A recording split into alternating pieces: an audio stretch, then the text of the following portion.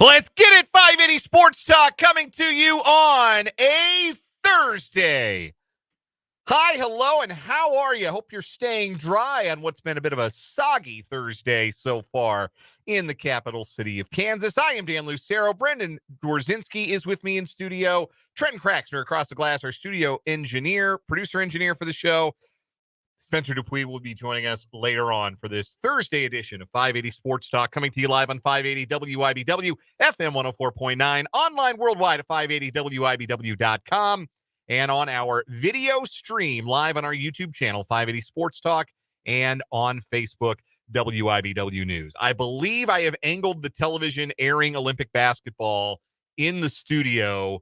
I'm looking for, I don't think we're going to catch it on reflection. I don't think we're going to get DMCA'd here. No, I think we're good. We are not going to have our houses, attacked and besieged by the IOC.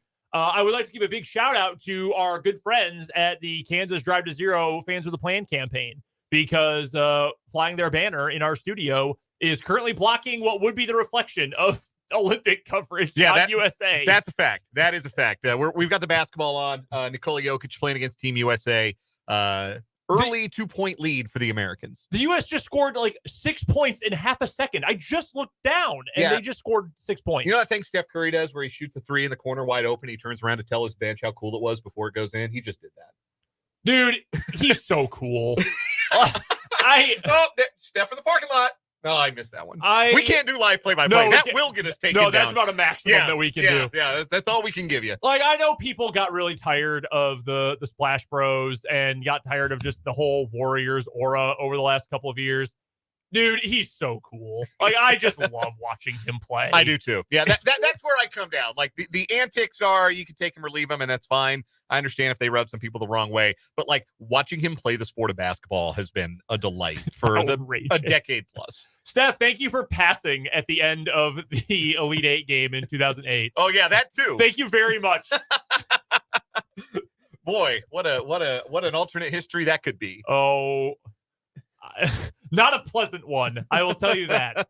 As someone who cares a whole lot about the team he lost to in his final game at Davidson, I'm very glad he passed. So, if you see me looking over my shoulder at any point on the live video stream at any point, that's what I'm doing. I'm checking out the basketball. Anyhow, we got a great show for you today. We've got lots to get to. We got a Royals win to talk about. Royals dug down deep and got that must win that they needed last night, beating the Boston Red Sox by an 8-4 final score. Big game Bobby Witt Jr. What more can you say about him? We'll try to invent some new superlatives for the Royals all-world shortstop and tell you just how much he helped the Royals win last night. Also, Matt Quatraro didn't learn a thing from what we were talking about yesterday until he did learn. And I thought that there was good and bad to how Matt Quatraro handled yesterday's game from a managerial perspective. And we'll discuss that here a little bit later on. Also, we were going to talk about him yesterday, and then he turned in another good outing last night.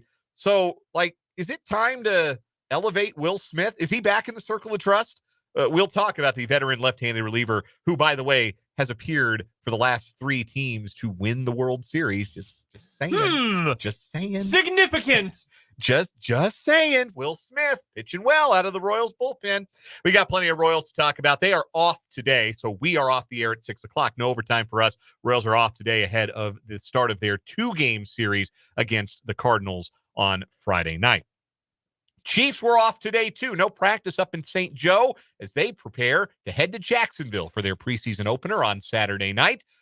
We're going to talk about which backup position groups are going to be of interest to watch on Saturday. I think there's one position in particular. We haven't talked much about it, but I'm a little concerned about what the depth looks like at one particular position for the Chiefs. So that's one I'll be watching closely on Saturday. We'll talk about some others as well. And also we'll hear from Harrison Butker. He spoke to the media yesterday, the Chiefs kicker, who recently became the highest paid kicker in the NFL. And so his remarks yesterday, he spoke after Andy Reid and Patrick Mahomes, and it just so worked out. We didn't have the opportunity to bring you any audio from Butker yesterday, but Butker's comments I thought were newsworthy for a lot of reasons. As you may be aware, Harrison Butker was in the news for some not kicking related things earlier this offseason. So he spoke a little bit about that. He also spoke about the new contract. I think both of those things are newsworthy. So we're going to play portions of Harrison Butker's remarks to the media yesterday morning from St. Joe. We've also got some Washburn football audio to get you on today's show. Washburn Football Media Day was earlier this week. Brendan had a chance to talk to Craig Schurig, the head coach of the Ichabods, and starting quarterback Sam Van Dyne, and we'll hear from both of them later on this hour. We'll also get Rick Peterson's perspective on the Ichabods and all things local sports in the Lewis Toyota High School Whiparound. Rick Peterson of TopSports.News will join us at the bottom of the 3 o'clock hour. Mitch Holthus will join us at 5:25 for another training camp report brought to us by Hy-Vee and by Azura Credit Union. We're going to hear about the player that Mitch is calling the valedictorian of training camp so far. Who is that? Well, you're going to have to tune in at 5:25 to find out when we talk to Mitch. I'm excited about this one. I know this is a player that Mitch really likes. I mean, he told us all throughout last season how much he likes this player. So I am fired up to hear this one today. Also, we are going to rank the quarterbacks in the National Football League over the next 2 days. Oh, buddy, I am ready. Yeah, I'm excited about this. We're going to rank the quarterbacks in the NFL going into the start of preseason. Tomorrow, we're going to rank the top 10. Not a lot of intrigue as to who any of us is going to rank number one, I understand, but we'll rank the top 10 tomorrow. Today, though, we'll talk about the bottom 5, the 5 worst quarterbacks in the league, and the next 5, the 5 guys who were just outside the top 10 for all of us. So we're going to skip the chaff. I'm sure it will be disappointing that we will not be probably discussing Baker Mayfield or J.J. McCarthy potentially on this particular segment. It is interesting you mentioned J.J. McCarthy. Oh, is it? It is. A teaser. Somebody connected to J.J. McCarthy will be mentioned in the 4 o'clock hour today. Okay. That's a tease for you. All right. People also forget he and I are from the same hometown. LaGrange Park, Illinois. You're damn right. We'll rank the NFL quarterbacks. Part 1 of our 2-part series of ranking the NFL's QBs. I will tell you this right now because I did my full 1 through 32 ranking earlier this week, and you'll see mine. We might get everybody's, in fact, up on the website, 580wibw.com here sometime next week. The area from about 8 to really 8 to 20, 8 to 19, impossibly hard for me. So we're going to get through some of the most difficult choices I think I had to make doing my full 32 ranking. So, again, inside baseball, inside my list, I guess, the top 4, super easy. 5 through 15, I was able to get my 10, my next 10, pretty routinely. It was putting them in order that was a challenge. I know who 3 of your 4 are. I am a little interested who your 4th out of 4, because I know we're not. Don't think too hard. Yeah, don't think too hard. Well, because I know you and I are on different sides of the AFC North quarterbacks coin. I think both. We're talking Burrow and Jackson here. I guess. Actually, I have Lamar in my top 4 too, so that's not the one I'm confused about. I'm interested to hear yours tomorrow. Your top 5. We'll do the top 10. We'll do the top 10 tomorrow. Today, the bottom 5, which are sometimes as much fun to talk about as the top 10. And get Matt Verderam on for this segment. We really should, Matt. We are calling you. We know you love the sport of football. You cover it. It's your passion. It's your livelihood. But we only want you to talk about bad players and teams. Matt, I'm going to give you 3 minutes nonstop to talk about Daniel Jones. The floor is yours. Plus, on today's show, all the things you've come to know and love from a Thursday edition of 580 Sports Talk, a round of either or over under, 2 news stories on what is wrong with you, our sports headlines, top of the 5 o'clock hour. We'll do an Olympic roundup. We're going to play around and name that guy. We're going to run that back. We haven't had an occasion to do name that guy this week, but we're going to do it this week. I can't wait for Trenton to come up with someone who played for 18 minutes in the KHL in 1987 as the hockey pick today. And for me to get it right and win like I did last week. Yeah, I'm still kind of bitter about that. In your face. Anyhow, that's coming up on the show. Plus, your interactions with the program. The Top City Metal Supply text line is open, 785-272-9429. You would do well to remember that number today if you want a family 4-pack of Kansas City Royals tickets for Saturday night against the Cardinals. Just throwing that out there as a tease. 785-272-9429, the Top City Metal Supply text line number. You can also interact if you're watching us live on YouTube. The YouTube channel, again, is 580 Sports Talk. Subscribe today if you haven't already. If you're watching the show live, you can jump in the live chat. We always appreciate those who do. It's a great way to interact with fellow listeners and, of course, your fellow hosts. Anyhow, let's get into the program today. Let's talk Royals baseball because in a must-win game, as much of a must-win as you could have on August 7th, the Royals get the job done last night. 8-4 the final score. They had to rally back to win. They trailed 4-2 after a couple of long balls surrendered by Cole Reagans in the early innings, but a 5-run fifth inning gave the Royals the lead for good. 8-4 the final score. The formula followed to a T. Starter goes deep, big dogs eat, Royals win. Simple as, right? All right, let's get to a break. When we come back, no, I'm kidding. There's plenty to discuss out of last night's game. We'll get to Bobby Witt Jr. in a second. But I want to start with how the game was managed, because that was a big talking point coming out of the first two games of this series. Yes, it was. It felt like Matt Quatraro was being outmanaged by Alex Cora, that the urgency in the Red Sox dugout was on a different level than the urgency in a Royals dugout, and that was being conveyed by the way that Cora was managing the game as opposed to the way that Quatraro was managing the game. And once again, Matt Quatraro didn't listen to us, and I thought he screwed up. There was no real good reason for Cole Reagans to start the seventh inning last night. And absolutely no reason for him to face anyone who wasn't Masataka Yoshida. Like, I get, okay, you want Reagans to face Yoshida for a third time. Yoshida hadn't done anything against him. Okay, great. Yeah, fine. Start him with the lefty, and then go to your bullpen for the bottom of that order and have them take care of business instead of a tiring Reagans facing all these guys for a third time. But he doesn't get Yoshida out. He struck out Sogard, but then he gave up the hit to Rafaela. And just like the first two nights, instead of handing a relief pitcher a clean inning, which is a much more desirable situation for any relief pitcher, he brings in somebody with a mess, even in a 4-run game. And this was different, obviously. The first two nights, game had been tied. Game had been tight. This was a 4-run lead in the seventh inning. But Matt Quatraro treated it like a much tighter situation because he did make the right move going to Lucas Erceg as his first guy out of the bullpen. Mm-hmm. The last two nights, Monday, Tuesday, Quatraro had played the platoon numbers. He had deployed his lefties against the lefty-heavy lineups of the Red Sox, and both Angel Zerpa on Monday and Sam Long on Tuesday allowed inherited runners to score, coughed up the ballgame. And last night, Matt Quatraro said, nah, the heck with that noise. Top of the order, seventh inning, 4-run lead. I'm going with my best guy right here and right now to extinguish these flames. And he knew full well that it wasn't going to be Robert Refsnyder who Erceg saw in the 2-hole if the inning got there. It was back to the top of the order. Duran's left-handed. Mm-hmm. Refsnyder a righty.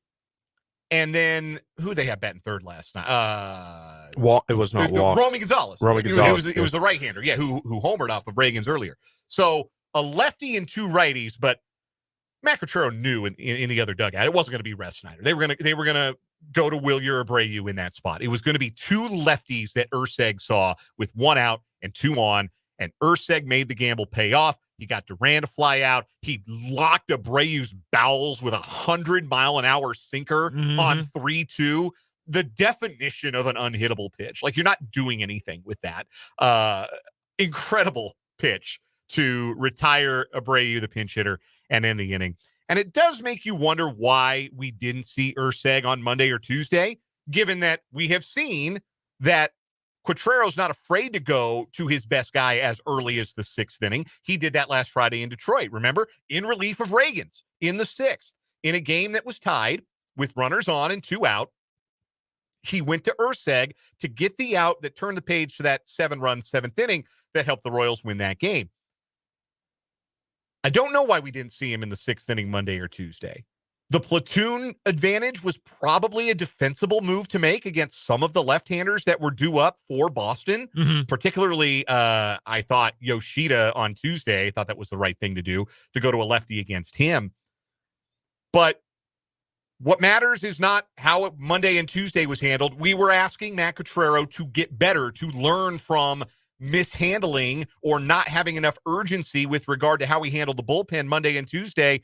and it looked like a lesson was learned. He went to his best guy to get the biggest outs. Royals tack on, or don't tack on, but they don't need to. Urseg clean 8th, Will Smith clean 9th, and the Royals shake hands and win the game. I think that what we saw last night was the kind of urgency that Quatraro needs to manage with moving forward with regards to his bullpen. Do you feel more comfortable that he will act with that urgency, having seen just one example of it?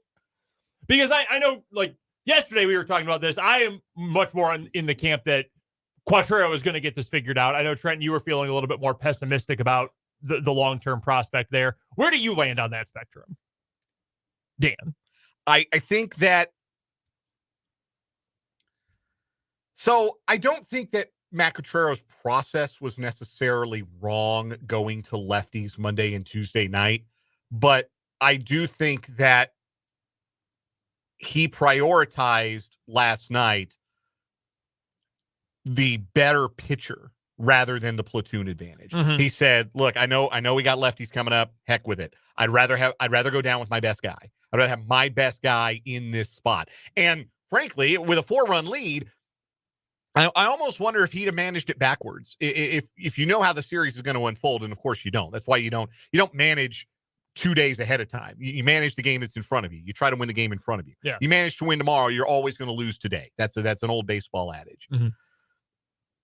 I think that if he could do it over again, you probably go to Urseg against Duran on Monday rather than going to Zerpa against Duran in that spot.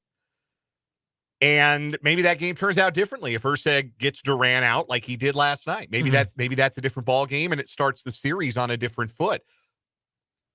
But again, even in like the 3-batter era that we're in now, where every reliever's got to face 3 guys, there's no loogie anymore, the left-handed 1-out guy. Yeah.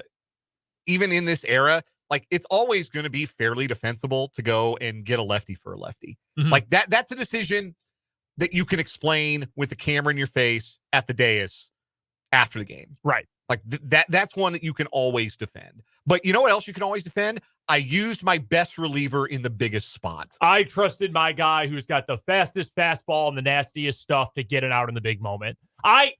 Honestly, that is always what I would, if I was in that position, and the caveat I always add, thank God that I am not.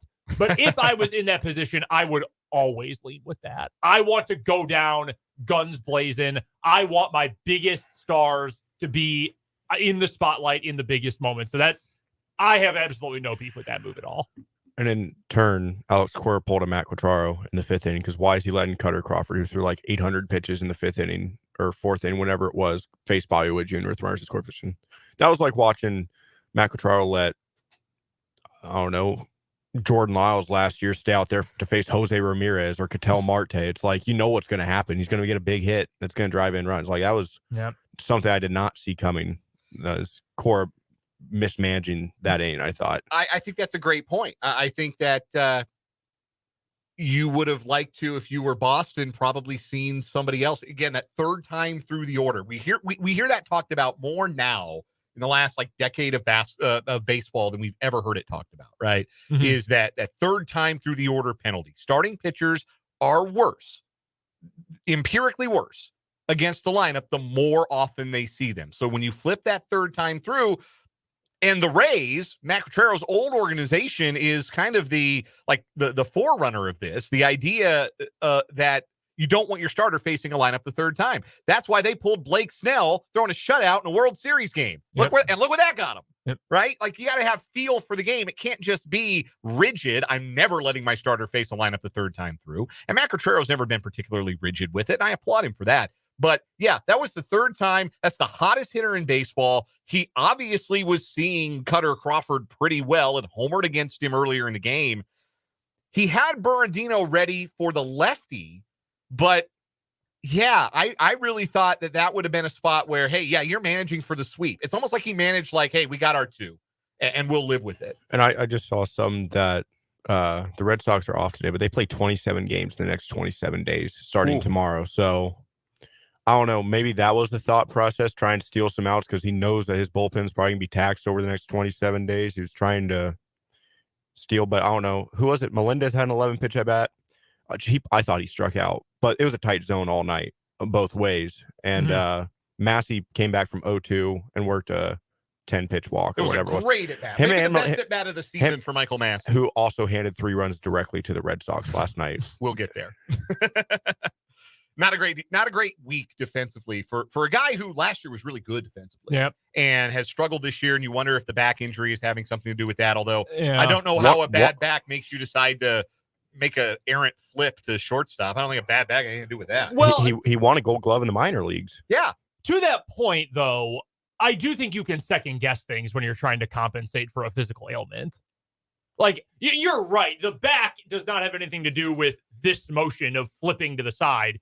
But I do wonder if that makes an infielder or outfielder or whoever second guess what they are able to do. Fair point. Yeah. And now, does that excuse it? No. You can't make that mistake in that spot. It ended up not mattering. But that would be my generous guess as to why the back may have influenced that. But yeah, the Royals defense has been really good over the course of the year, and I do think Michael Massey is a good defender. But that being said, you got to get more out of him than you've been getting out of him in that regard recently. It's what we talk about a lot of times with these guys, like Kyle Isbell. As long as he is playing Gold Glove caliber defense in center field, you can live with his bat. He's batting 9th every day. You can live with that. That's fine. That's still a plus value kind of player. But if you are struggling at the plate, or you are not getting on base all that often, or like ever, if it's not a hit in Michael Massey's case, you've got to be able to bring some other sort of value to the game. And if you're goofing around on ground balls and flips to second base, your value is plummeting pretty quickly. Let's talk about the fun stuff. Let's talk about what Bobby Witt Jr. did last night. Actually, he's cheating. I'm sorry, Trent. You brought this up from Guards fans earlier in the week. Unfortunately, the Yankees fans are now caught on. Red Sox fans. Yankees fans too. Yes. I've seen it from Yankees fans. They had Will Middlebrooks, who was doing color commentary, a career .228 hitter who hit way better at home than he did on the road, with a native WAR player. Mentioned it 3 times. I'm glad that Mikey Monaco or whoever their play-by-play mentioned that the Royals pitching is also pretty bad on the road. Like their splits on the pitching staff's like, dude, shut up. Yeah, it's ridiculous. And this is one of my biggest grind my gears things, because this happens as a Chiefs fan too. Just because your team loses, your favorite team loses, does not mean the other team is cheating. Just because a team is really good, like the Chiefs, for example, doesn't mean that they're cheating. Maybe they're just better than you. No, sports fans are so much dumber now than they were 10 years ago. Also, the Royals have lost 6 out of their last 7 or 7 out of their last 8 at home. So why weren't we cheating then? Was our cheating not good enough? The funniest thing about they're pumping up the numbers so Witt can win MVP over the second coming Aaron Judge. Okay, calm down. Stop it. Red Sox fans, stop it. Guardians fans and commentators for these teams, stop it. Bobby Witt Jr. has been unbelievable at home. Like, it is out of this world. His home batting average is .403 this year. I know batting average isn't perfect, but it's simple usage here. He is 51 points ahead of second place in home batting average leaders this year. That's crazy. His splits are ridiculous. He's so much better at home. Well, he's great at home.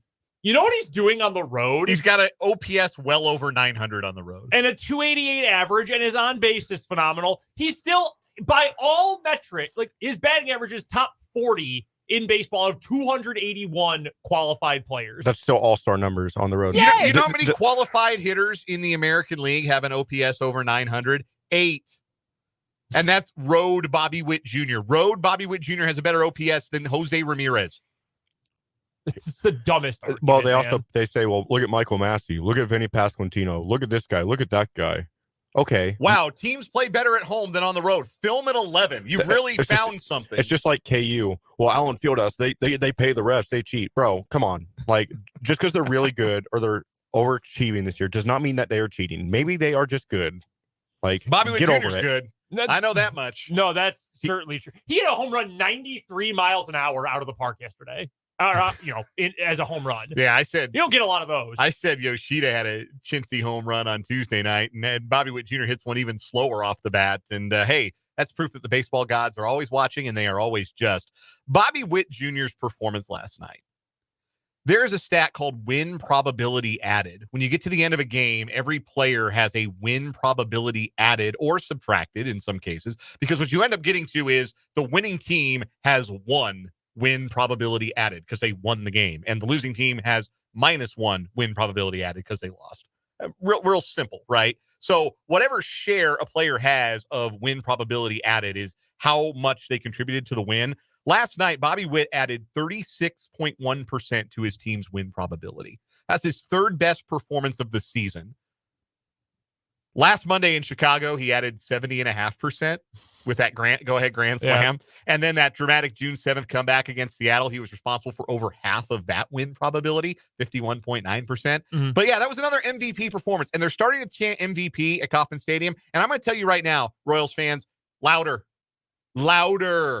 MVP. Every time he steps to the plate from now until the end of the year, louder. I need to hear it from here. When he's at the plate at Kauffman Stadium. I need it to rattle the windows of the Fellowship of Christian Athletes building on the other side of I-70. I need it to have it tumble down that old Adams Mark Hotel that's not in use anymore.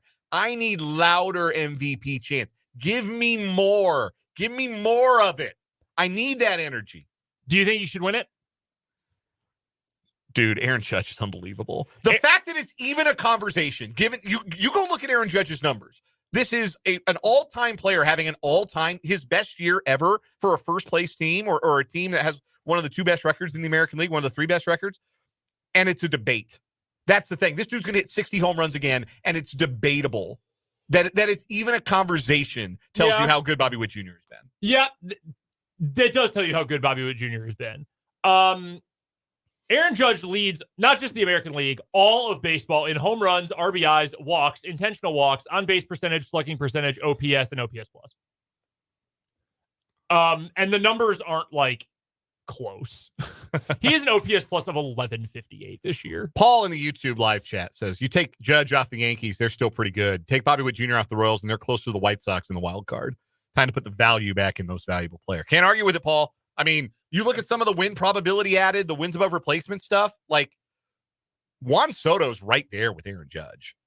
Aaron Judge has an MVP caliber teammate. I don't know, with all due respect to like Seth Lugo and the like, Bobby Witt Jr. does not have a Robin like Juan Soto. That's true. I would love to see Bobby Witt Jr. win the award. I would, but I totally understand where Paul's coming from with that point.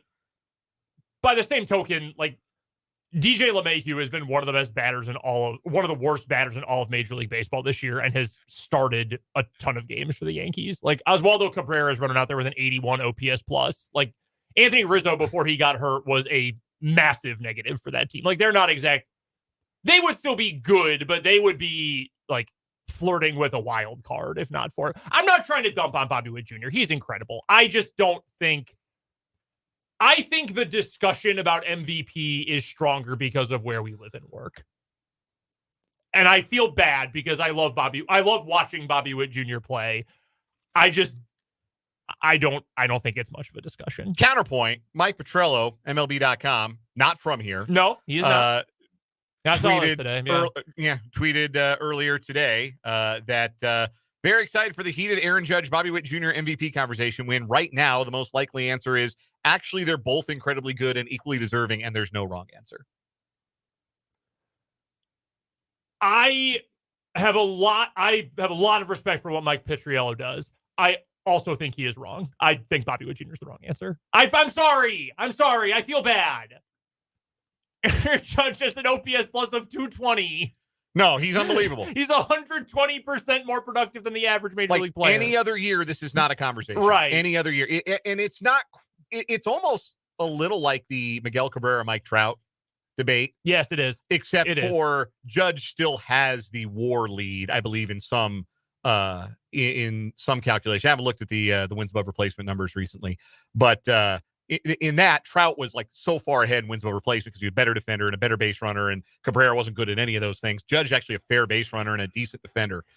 Bobby Witt Jr. is better than him at those things. The comparison that I would make would be, I'll give you a football comparison. In 2011, Drew Brees led the NFL in completions. He completed 71% of his passes, 5,400 yards, 46 touchdowns, over 340 yards a game, had the fewest number of times sacked all year, and actually won Offensive Player of the Year, but did not win MVP. Because Aaron Rodgers had maybe the single greatest quarterback season of all time in terms of efficiency. Like, right. To me, Aaron Judge right now is that Aaron Rodgers season. Bobby Witt Jr. is that Drew Brees season. Like, Rodgers deserved that MVP, but like, oh my God, I cannot believe this other guy did not win MVP that year. Aaron Judge, 7.9. Bobby Witt Jr., 7.5. Aaron Judge, 8.1 offensive WAR, negative 0.4 defensive WAR. Bobby Witt Jr., 6.8 offensive WAR, 1.4 defensive WAR. I think that he's a better glove. He's a better glove. Yeah, much better. Yeah. No, I agree. I think that there is a real case for Bobby Witt Jr. to be made, and I want Royals fans to make it. And I want some Royals fans listening to this show to be there in person on Saturday to make that case. That's right. We are going to the ticket window, folks. We are going to the DM Injury Law Royals ticket window. Where is it? Where's my read? Here it is. Have you or a loved one been in a car wreck? Contact DM Injury Law today and get the money you deserve. Car wreck? Remember, Mike's got this. I want you to text the show for this one, folks. Oh, yeah. We're going to open up the text line. Top Emails Play text line. 785-272-9429. Right now, the text line is the DM Injury Law Royals ticket window. Text the show, first name, last initial. We're going to take texts until 3 o'clock. So for 23 minutes, text the show. One entry per person. I don't need to see you text the show 20 times. We have number ID. We can see if you text multiple times. Yes, you only need to text us once. I promise we'll get it. Text the show, 785-272-9429. First name, last initial. We're going to pick a winner at random for a family 4-pack of tickets for Saturday night, the Royals and the Cardinals at Kauffman Stadium from the DM Injury Law Royals ticket window. We'll take a break, talk a little bit more Royals on the other side of this break here on 580 Sports Talk live from the Kansas Drive to Zero studio.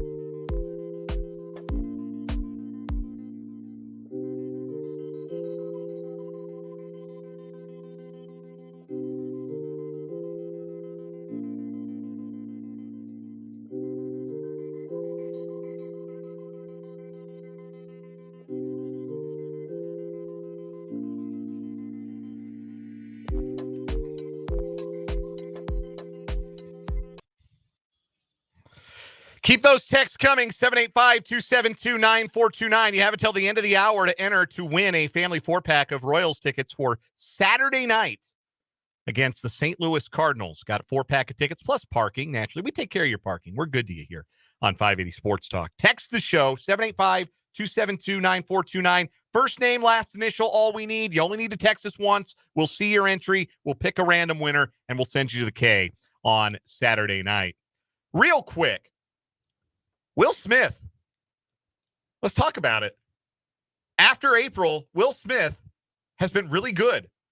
According to Jack Johnson, host of the Locked On Royals podcast on Twitter, since April 20th, 32 appearances, a 1.52 earned run average, 0.91 whip, walking just 7% of the batters he faces.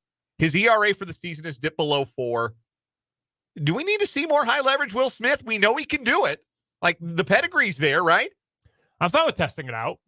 I can live with that. I don't want him closing, but I can live with that. Yeah, I don't know if I want him in the 9th necessarily, but like, do you feel maybe better about him right now than you do about Zerpa, Long?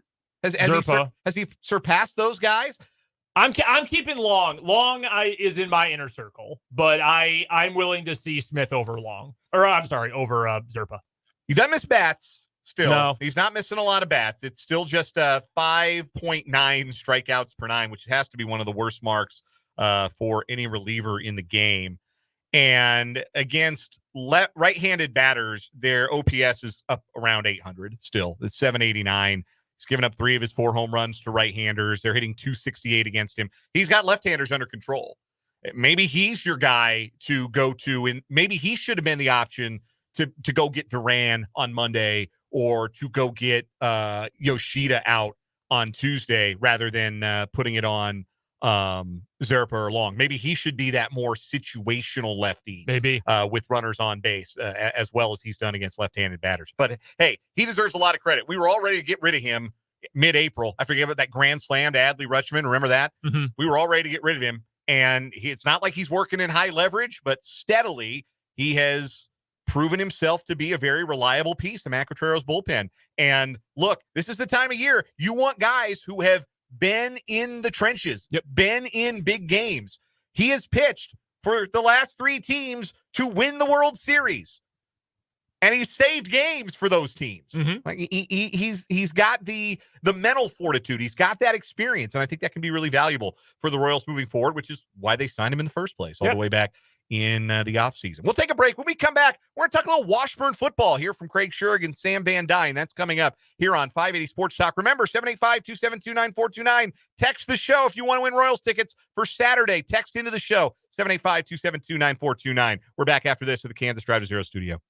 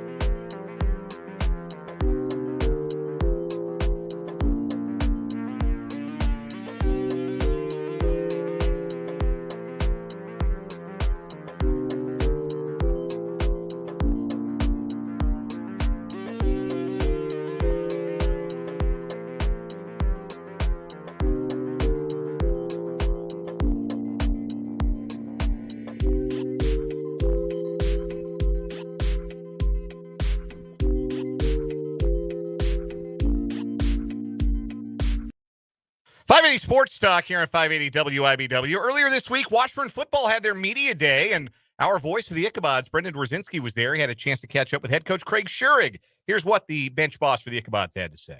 We are joined now by Craig Schurig, head coach of the Washburn Ichabods from Washburn Football Media Day. Been a couple weeks since we talked to Craig. I hope the golf course was treating you well these last few weeks gearing up for camp. You have a good memory. Yeah, we had our fundraiser. That's right. It went smooth. Yeah, I didn't lose too many balls and didn't hit anybody on the tee box, so that was good. Well, that's great to hear, and I know how excited you were to get back in camp this year with this young group, but it's such a unique mixture of experience and youth at the same time. I know we talked about that a little bit in Kansas City, but just through these first few minutes, frankly, of practice you've had, what have you kind of seen from the guys so far? Just kind of what we anticipate a little bit is our older kids did a really good job this summer, and the younger guys look a year better.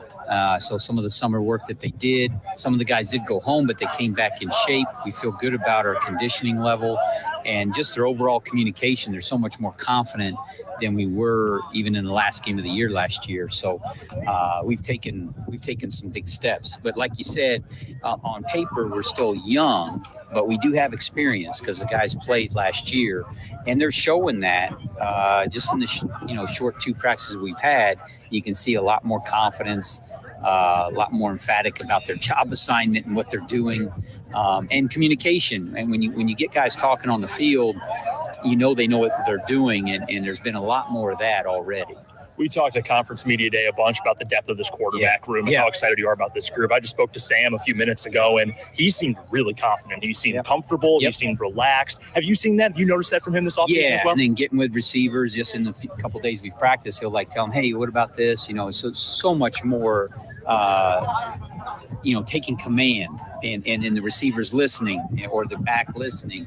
And then, like you said, the other quarterbacks have gotten better. So what they're doing in day 2 is way better than even in the springtime. The young quarterbacks we signed are good too. So we'll have some good scout team quarterbacks ripping the ball around. So it's a very athletic group. They all throw the ball well. Just young on paper, but we have some experience there. So we're anticipating, we want competition. You always want competition. Sam has a handle on it, but we want guys pushing him. And we feel like the other 2 guys, Hayden Clark and Keller Hurla, can step in and play. So that's what our one of the goals we have in camp is to develop them so they can go in at any time and lead the team. Washburn coach Craig Schurig joining us here from Washburn Football Media Day. The rest of this offense going to help out the quarterbacks, whoever is in there, a whole bunch. You guys have so much speed. DJ Bell obviously coming back. Tice Brown, this running back sure is really talented. You add in a JUCO All-American as well, local kid, and Trey Richardson.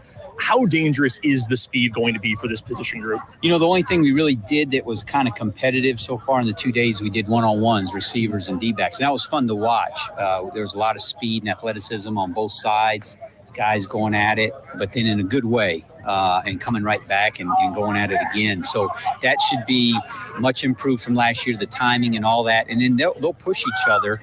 I think there'll be hard matchups out there, and hopefully we're much more explosive. Teams that score a lot, you do have some 10, 12-play drives, but you got to have the explosive play in today's football. And so I'm hoping we're very explosive on offense, and then hopefully those big guys come around and we can get that run game going and, secure clock when we need to. But we should have some guys who want to get the ball, get touches too, and let them handle the ball and make plays. Talking about those one-on-ones with this talented receiver group, tight end group against those defensive backs, I have to imagine that's kind of an iron sharpens iron situation. That's what you hope. And that's what we did it one day so far, and it really was. It was fun to watch, and they were both groups good on good. And there was some depth there, more depth than maybe we've had in the past. And you can just see the confidence. The guys that played last year, even if they played 3 games and redshirted, they know what they're going up against now in our conference. And so they're going at it in a good way. I've got to ask you, Craig, before we let you go, and I know you guys have a whole lot going on here at Media Day today. A couple of former Ichabods. Kellen Smontek, he ends up at Missouri this season. Obviously, tough year for him last year with injuries, but have you gotten to talk to him a bunch about his next step? Sure did. We actually saw him at K-State in the spring at practice, and he was trying to play. Shoulder just wouldn't let him do it like he wanted to. He wasn't able to rip the ball like he could.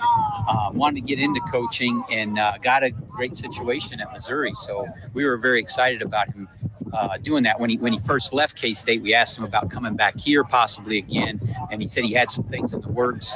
And it's awesome that he's in the SEC coaching, and that's what he kind of wanted. So we wish him the best. He did a great job here for us as a player and a leader, and he'll be an outstanding coach. And also a couple of guys currently in the NFL. Corey Ballantyne for my Green Bay Packers going to have a big role this year. Kyle Hinton still with the Atlanta Falcons as well. How cool has it been to watch those guys really get a foothold in their NFL careers? Like you said, last year you saw Corey just have a great end of season for Green Bay and kind of showed that he can be relied on in that go-to nickel slot or whenever they needed him, and he came up big and almost helped Green Bay go to the Super Bowl almost.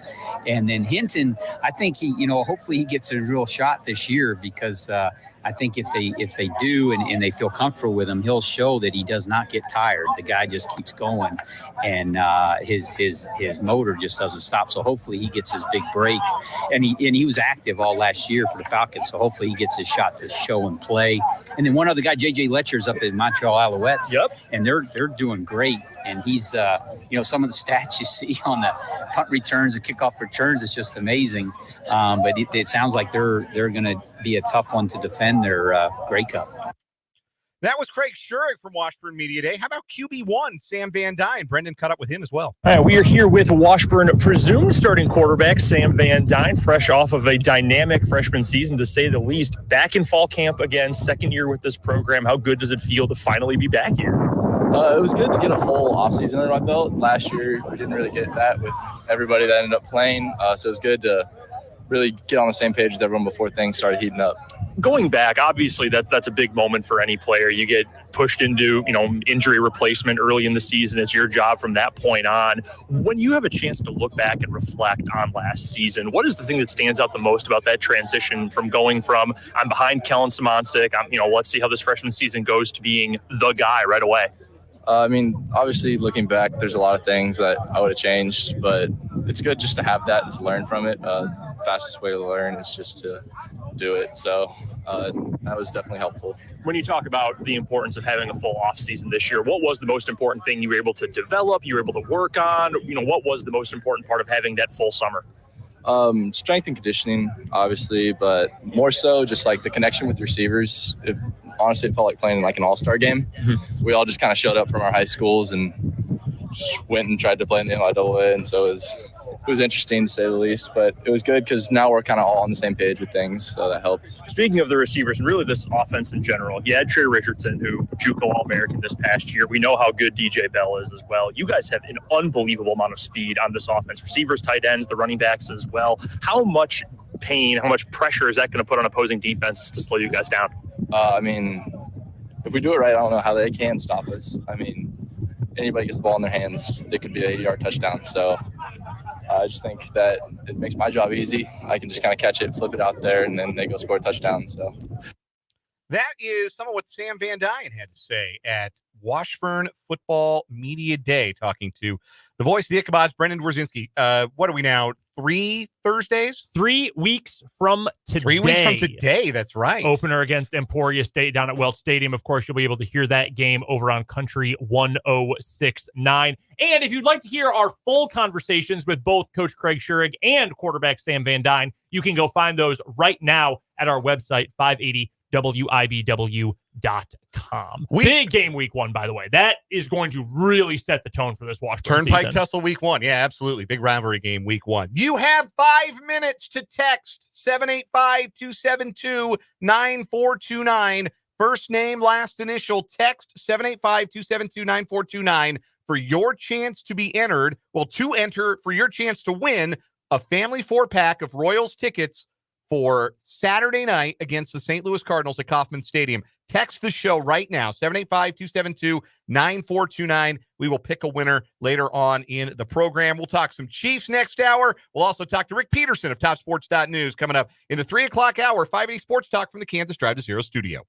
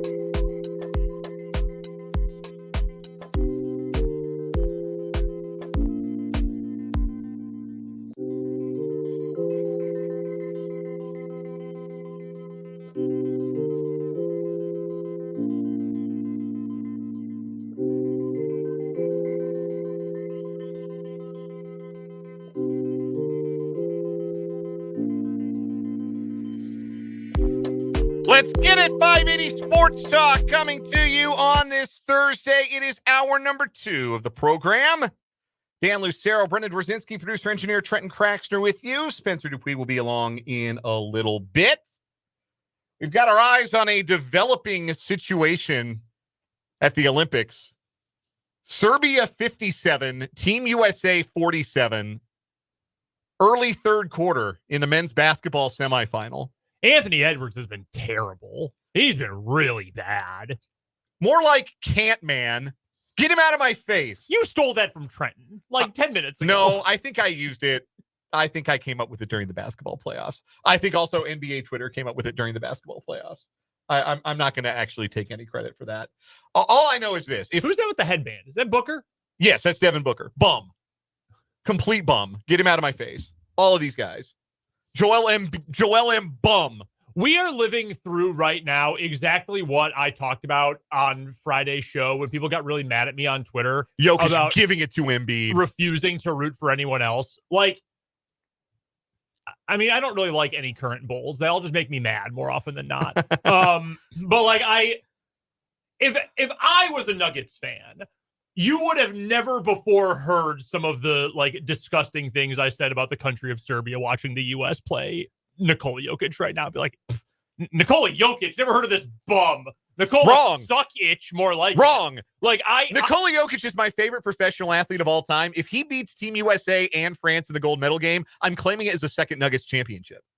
I will feel just as good about it as I would a second Nuggets championship. Like, I'm unable to root against like the teams I have passion for. Like, what I've said this before on the show, but people always say like, "Oh man, I love playing as the Chiefs in Madden because I love using Patrick Mahomes and it's just so fun to do." No, I'm gonna play as the Packers.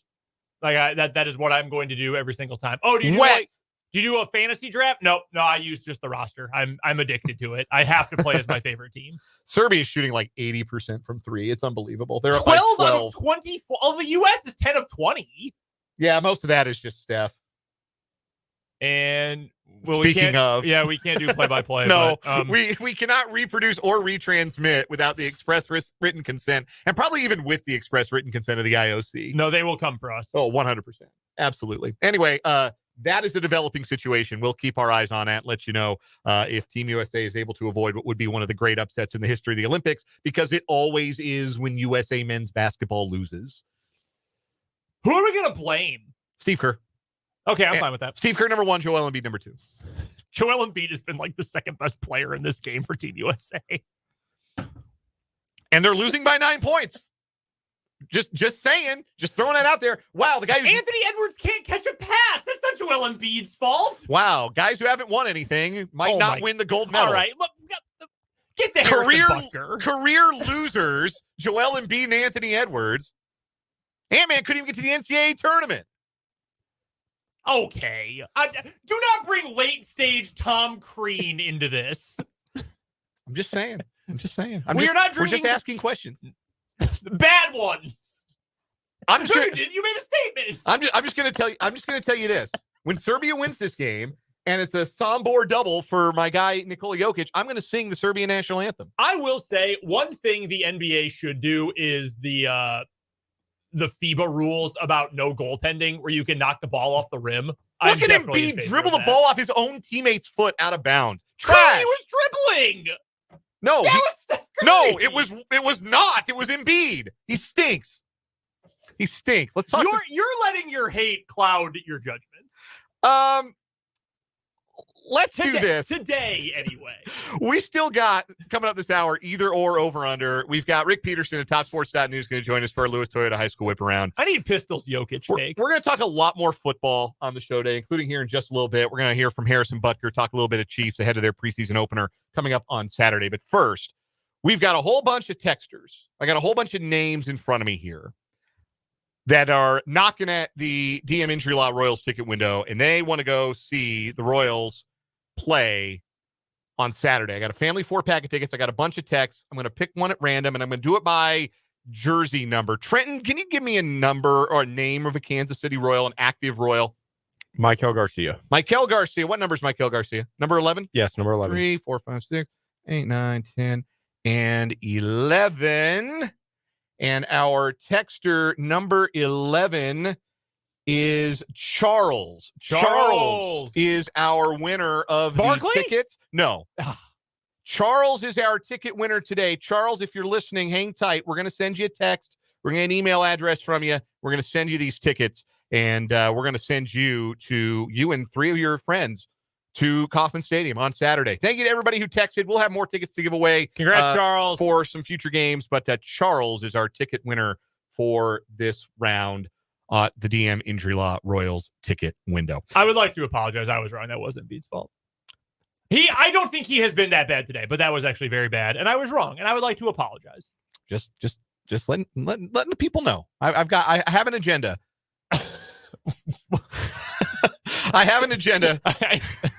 And it goes like this. Joel Embiid stinks. He should mail that MVP that he was fraudulently given back to Nikola Jokic. He should mail it to Jokic's house. I wonder if they like each I other. would say he could bring it to Denver next time they play, but Embiid always ducks the Nuggets in Denver. He never plays in Denver, so because he's a coward. And Do you he's think not they're as good. friends? No, absolutely not. Yeah, probably not. No. Jokic is only friends with his fellow Serbians, his fellow Central Europeans, his teammates, and his horses. Those are his only friends. His wife not included. I guess he's Serbian. Family. Yeah, family. It goes family, horses, teammates. He's a very cute little kid. Yes, his daughter is adorable. Yes. Let's get to some football, shall we? Harrison Butker signed a contract extension earlier this week. He's the highest paid kicker in NFL history. He spoke with the media yesterday about it. Here is some of what Harrison Butker had to say. Here you was perfect. You make all the extra points. You only missed 2 field goals.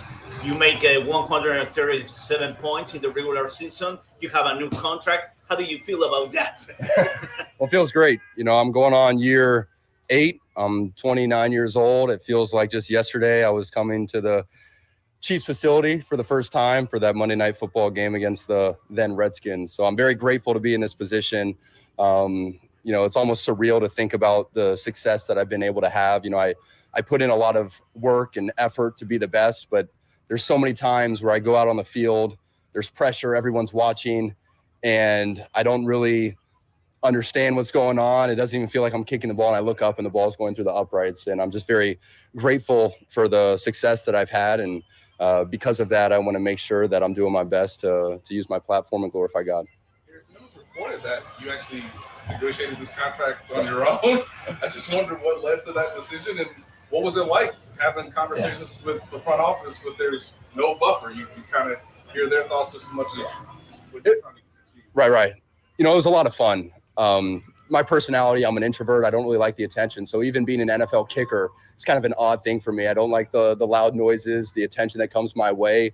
But when I'm in the moment and I'm executing the kick, I'm so grateful for that opportunity. And I kind of treated this contract the same way. You know, it would have been easy for me to, you know, have an agent handle the contract, but I kind of attacked this fear, and I, you know, wanted to go out and have faith in myself to represent myself and do something that not a lot of players do. And it wasn't too difficult. You know, I was an industrial engineer at Georgia Tech, so I can handle the spreadsheets and making sure I'm doing the right job with the counter offers and such and getting to a good deal. But it was a challenge that I took on, and I felt like going on year 8, I kind of understand the NFL well enough. I understand contracts well enough from being involved with the NFLPA. And obviously I have a great relationship with the front office here. And so I was able to negotiate my own contract over, 8-10 weeks. And I'm really excited about it. And I think it's empowering for players to know that no one's going to represent you better than you. So if that's something that a player wants to do, make sure you use the union and you use a good inner circle around you, but just know that it's possible. Harrison, what does it mean to you to be the highest paid kicker, at least for now? Exactly. At least for now, you never know. In 6 months from now, there's going to be another kicker that tops it. But I think it's good to know that the kicker market is still moving forward. I think offense is definitely the strength of the NFL right now. There's a lot of points being scored, and kickers are part of that. Games are closer than ever. And, Tucker signed his contract 2 years ago, and then Jake Elliott just signed and tied his. So I'm grateful to be able to move it up a little bit. And like you said, I know there's going to be a bunch of kickers after me that are going to continue to push it. Is it meaningful to you to be the highest paid? I mean, I'm sure I'll look back and be cool to think about that at one point I was the highest paid kicker. And so much of my career, I've just kept my head down and just taken it day by day, kick by kick. And, I'm not the highest paid kicker on my own, right? I'm so blessed to have a special teams coach like Dave Tobe, to have James Winchester throughout my whole career, to start with Dustin Colquitt, who taught me so much as a rookie, to have Tommy Townsend, and now Matt Areza is coming in. I've had a great support staff with the Chiefs and great fans, and I've enjoyed kicking in Arrowhead Stadium, and I'm thankful for Coach Reed and for the pressure that he puts on me in practice so that I can execute and be successful in the game. You mentioned you are an introvert. Obviously, when you're in the news a lot. So just how you and your family how have you tried to emotionally move on and apologize for everything you've said? Right. So I'm definitely an introverted person. I try to, protect my privacy as much as possible. But, as I mentioned, I've been in the league now 7 years, and I do have a platform. So with that comes people that want me to state what I believe to be very important. And so Benedictine College, who I have a relationship with, they reached out and they wanted me to give a speech. And I thought, man, I hate giving speeches. I don't want to. I just gave one at Georgia Tech. I don't want to be known as a commencement speaker. But I decided, if I'm going to go up and give a 20-minute speech, I'm going to pray about this. I'm going to prepare over months for this speech, and I'm going to stand behind what it is I'm saying. And I kind of look at the offseason as a little bit of, maybe 5-month period where I can kind of just represent me as Harrison Butker as a faithful Catholic. And then obviously when it gets to the season, I try to focus as much as I can on football and not being a distraction from the Chiefs. Have there been any discussions with anybody within the organization that may have had, contrasting comments? Yeah, and I will say, I feel like this team is so close. Ever since that speech, there have been tons of conversations in the locker room with guys just connecting and trying to understand each other. And I think it's been a beautiful thing to see. And I think that's what's so special about sports and is so special about football. I mean, there's not many sports where you have 50 to 100 guys with a bunch of different beliefs and we're all fighting together to win. So you have a bunch of different personalities, a bunch of different backgrounds, and we're all there together trying to understand each other and realize that at the end of the day, we have one goal together, and that's to win football games. Shortly after that, Andy and Pat and Travis on his podcast kind of, came out and said, maybe we have different views, but teammate. What did that mean to you when you heard those type of comments? I felt very encouraged to hear that, for them to be able to publicly say, Harrison made all these statements that maybe people don't agree with. But I've seen Harrison for 7 years come into work and be someone that is of good character. I think that meant a lot to me for him to say that. And I want people to know that no matter what I say, it might be the complete opposite of you, I'm still going to love you, no matter what your opinions are, no matter how different we may be. I'm going to love you, and we're going to get along and, probably be good friends.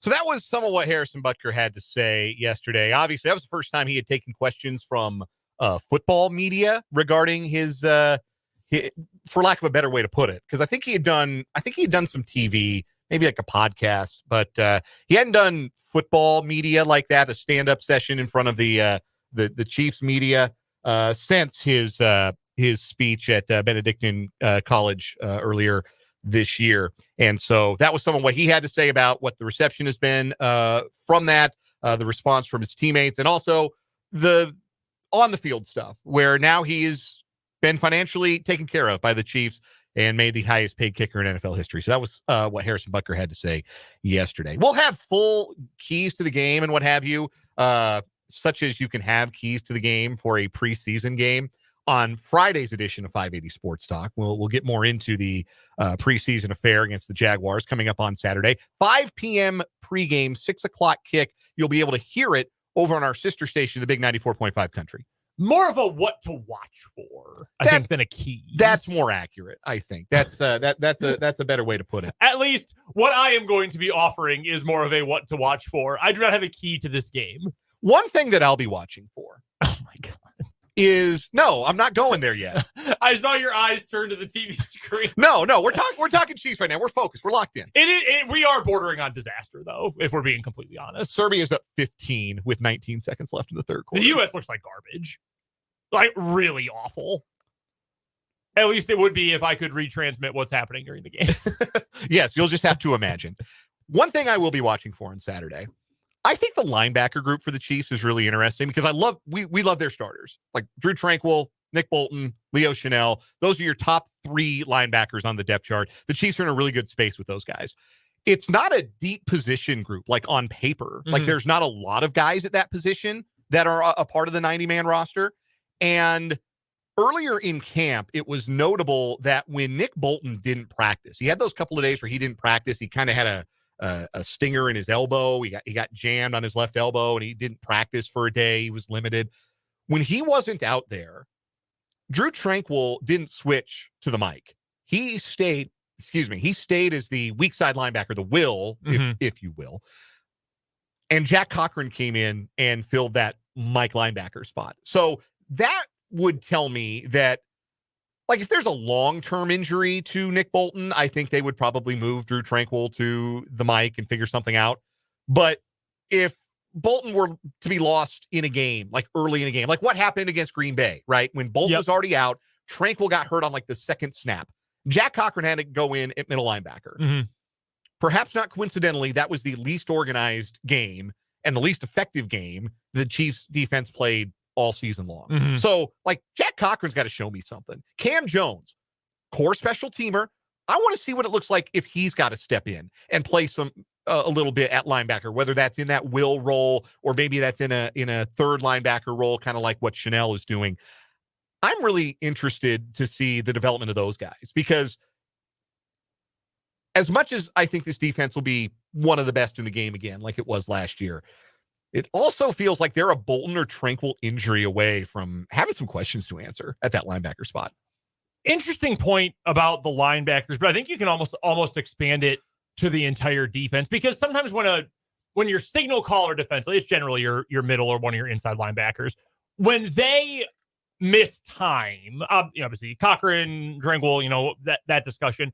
Who would you trust the most on the defense to be the signal caller? Because it doesn't have to be a linebacker. Honestly, oftentimes it's a safety that takes that job secondarily. There are a lot of safeties who wear that green dot, as they say, which is the in-helmet communication indicator. And to be honest, if it's not Bolton or Tranquill, because I trust Drew Tranquill in that role. I do. I am no problem with that. I agree with your point completely.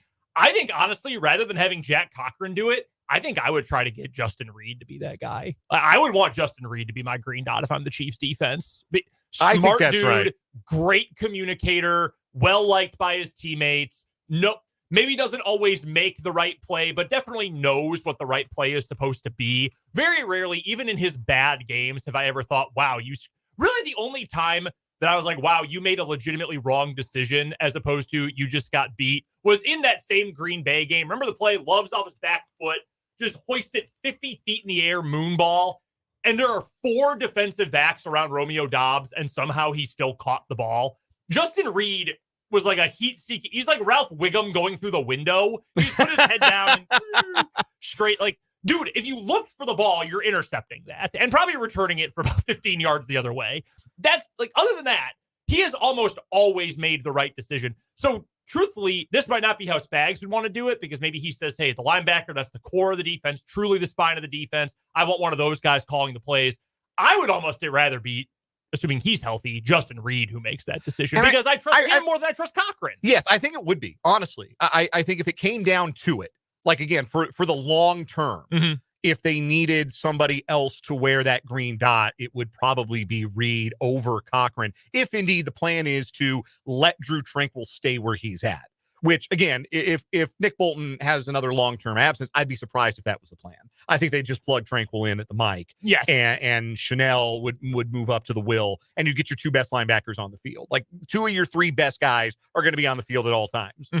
And I would suspect that's the direction the Chiefs would go. But I do, like Cole Christensen, Cam Jones, Jack Cochran, they're going to show me something this training camp to feel real or training camp and this preseason to feel real comfortable about where that position group is at. I agree with your comment about the alignment of those backers too, because I think while Tranquill is at his best as a will, I do still think that I would rather have Chanel in that more off-ball role than in the middle of the defense trying to play in space. Because like we talked about last week, when I see Chanel on the field, I want him going downhill. I want him to be a see-ball, get-ball guy. And I'm not trying to say he's dumb. I don't think he is. In fact, I think based on what I know, he's actually a pretty smart dude. But I think on the field, I don't want him thinking. I want him attacking, because his athleticism is best in straight lines, quick reactions downhill. So I wouldn't want him to slot in as my Mike backer if I didn't have Nick Bolton. I'd rather sacrifice a little bit with Tranquil and put Chanel. I think you sacrifice less moving Tranquil than you would if you moved Chanel. So I'm right there with you on that. I would honestly wonder how often the Chiefs might just go. Do you just go base dime if you were missing Bolton or missing multiple line? Like, go with a third safety. Do you just go Tranquil and a third safety, Hicks? Yeah, and either play Hicks or Reed in the box. I like Cook more as a center fielder personally. That might make more sense too, because then that still frees up Chanel to do the Chanel stuff. Yeah, that's kind of what I'm thinking. But as a team that runs 3 safety stuff more than anybody else in the NFL, I think that is luckily something that you could do. So you can mix and match with these pieces plenty for the Chiefs. This is a pretty nice spot to be in. We'll take a break here on 580 Sports Talk from the Kansas Drive to Zero studio. We're going to come back, play a little round of either or over-under, and we'll chat with Rick Peterson of TopSports.News for our Lewis Toyota High School Whiparound. It's all coming up this hour of 580 Sports Talk.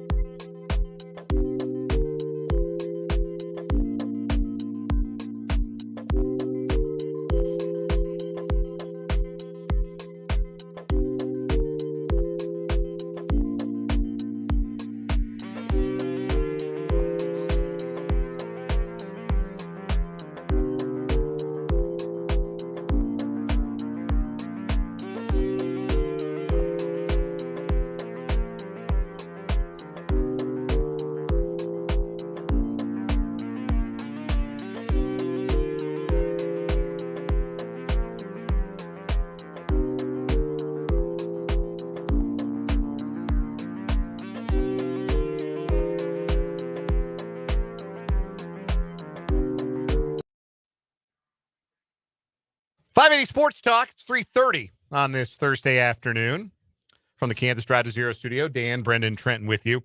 Either or over under. Let's do a quick one right now. 7 minutes to go. Men's basketball. Serbia 78, Team USA 73. I give you Team USA -4 right now, live. What do you got? Serbia. I would take Serbia with the points. You take Serbia in the points? Yeah. I think the U.S. still has a chance to win. I mean, there's still plenty of time. The U.S. just had a 6-point possession. In theory, had a certain number of events happened, the U.S. may have just had a 6-point trip. For the record, I just went to FanDuel. USA laying 0.5 point right now live. I would take that. if they don't take the lead right now, they're cooked. Like, this is your window of opportunity, in my opinion. Like, you cut it to 5. They're on the ropes right now. I was giving you a hard time earlier today. Like, Jokic is by far the best player in the world right now. Like, he's better than old LeBron or Giannis or Embiid. Like, he's the best player in the world right now, better than Curry. But, like, are there any other NBA guys on this Serbian team? Bogdan Bogdanovic. Okay. Yeah, Bogdanovic is legitimately excellent. Yeah, he's a good player. Misic, their point guard, plays for Charlotte. He's a rotational point guard for a lousy team. So do with that what you will. Yeah. And they got one other guy too. Jovic, I think. Nikola Jovic. Oh, yes. He's a Heat. He's a Heatle, yeah. Yes. There's Bogdanovic with a fall away jumper in somebody's eye. In theory. Potentially, maybe. Like, that might be a thing that he could do. He physically has the ability to do that. I still think the U.S. wins because of the just sheer talent, but yeah, it's not looking good so far. Yeah. No, I would take Serbia with points at this point, but I do think the U.S. will eventually pull ahead. Still a 5-point game with 6.5 minutes to go. So that's my first one. What have you got for an either or over under 2? All right. Well, I was inspired by this today. Either or. Dress shirts you tuck in or the built to be untucked shirts? See, I'm not a real big dress shirt guy, but that'd be nice. My preference is to tuck in. Yes. I found out this shirt I'm wearing. It's a nice pattern. I got this as a gift. It's a very nice shirt. Yes. Who it was a gift from, because it was very nice. I'm never going to complain about a gift. I found out this morning, though, when I looked at the tag, it's like, man, last time I wore this, I had a really hard time keeping it tucked in. It's one of the shirts that's actually built to be untucked. Untuck it? Dude, I can't stand it. It bothers me so much. It should not be dangling out like this. Why would you dress like this? I don't understand. It feels weird to me. Yeah, I don't know about I know that's like a whole thing. Like, you get shirts now tailored to be untucked.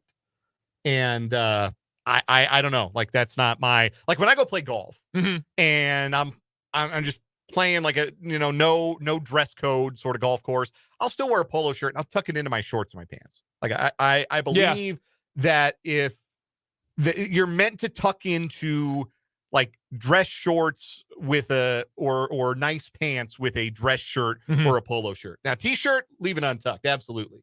You tuck in a t-shirt, I'm going to call the police. Like, look like a character from Young Sheldon. When people tuck their shirts into their, like, I hope I never reach the point of washness that is tucking a shirt into jeans, tucking a jersey into jeans. You ever see the guys that do that? They don't tuck your jersey into jeans. Like, no. Maybe that's you out there listening, and that's something that you've done. I'm here to help. Don't do that. Yeah, that's a tough look. I don't want to criticize. Like, I'm sure plenty of people criticize how I look. I've dressed the exact same, save for now having to dress up at work. I've dressed the exact same since I was like 9. Like, t-shirt and jeans or t-shirt and shorts with a baseball hat on. Like, that's all I've ever worn. I'm sure plenty of people would be critical of me. That's a tough look, though. That's a tough one to get past. I respect that. If you go to any NFL game, though, like 20% of the males in attendance are tucking in a jersey. Yeah, and don't. Please let me help you with this. It's not a good look to tuck in your Patrick Mahomes jersey to your Wranglers. Don't do that. I think it's more often like, okay, this is really being judgmental here, but it's like anyone who buys an offensive line jersey. Like, dude, okay, you're already wearing the Creed Humphrey jersey. Don't steer even further into it and tuck it in. Actually, I almost respect that. That almost makes a little more sense. A little more country boy. Yeah, that's a certain kind of aesthetic, I think. You tuck the Creed jersey into some boot cut jeans with your boots on. You know what? That gets a pass. Yeah, that's fine. We'll let that ride. We'll let that ride. We believe you were doing you were slopping some hogs or, whoa. You slop the hogs. No. Let's get to piss. Disgusting. We're going to take a break here at 580 Sports Talk. We need one badly. Let's go and do that now. And we'll have the other side of this. We're going to welcome Rick Peterson into the show. Pistol will join us for the Lewis Toyota High School Whiparound. We're going to talk high school sports. We're going to talk also some Washburn University athletics as well with Pistol. He joins us after this timeout from the Kansas Drive to Zero studio here on 580 Sports Talk.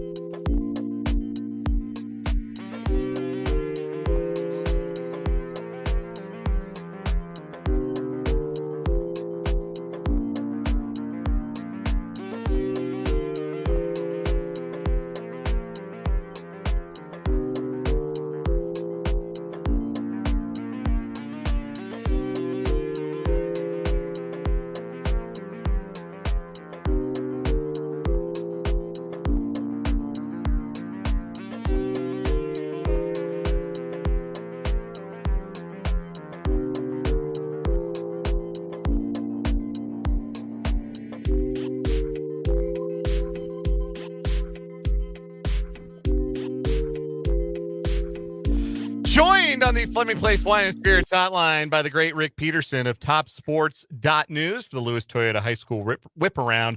Pistol covers local high school athletics and Washburn University athletics like no one else at TopSports.News. It is a must-read, and it will become a must-read on a daily basis as we get closer and closer to high school sports. Pistol, what are we, 11 days out of the start of practice? Yeah, it sure. Most of my days out schedules and putting them in my notebook. So I'm let's go.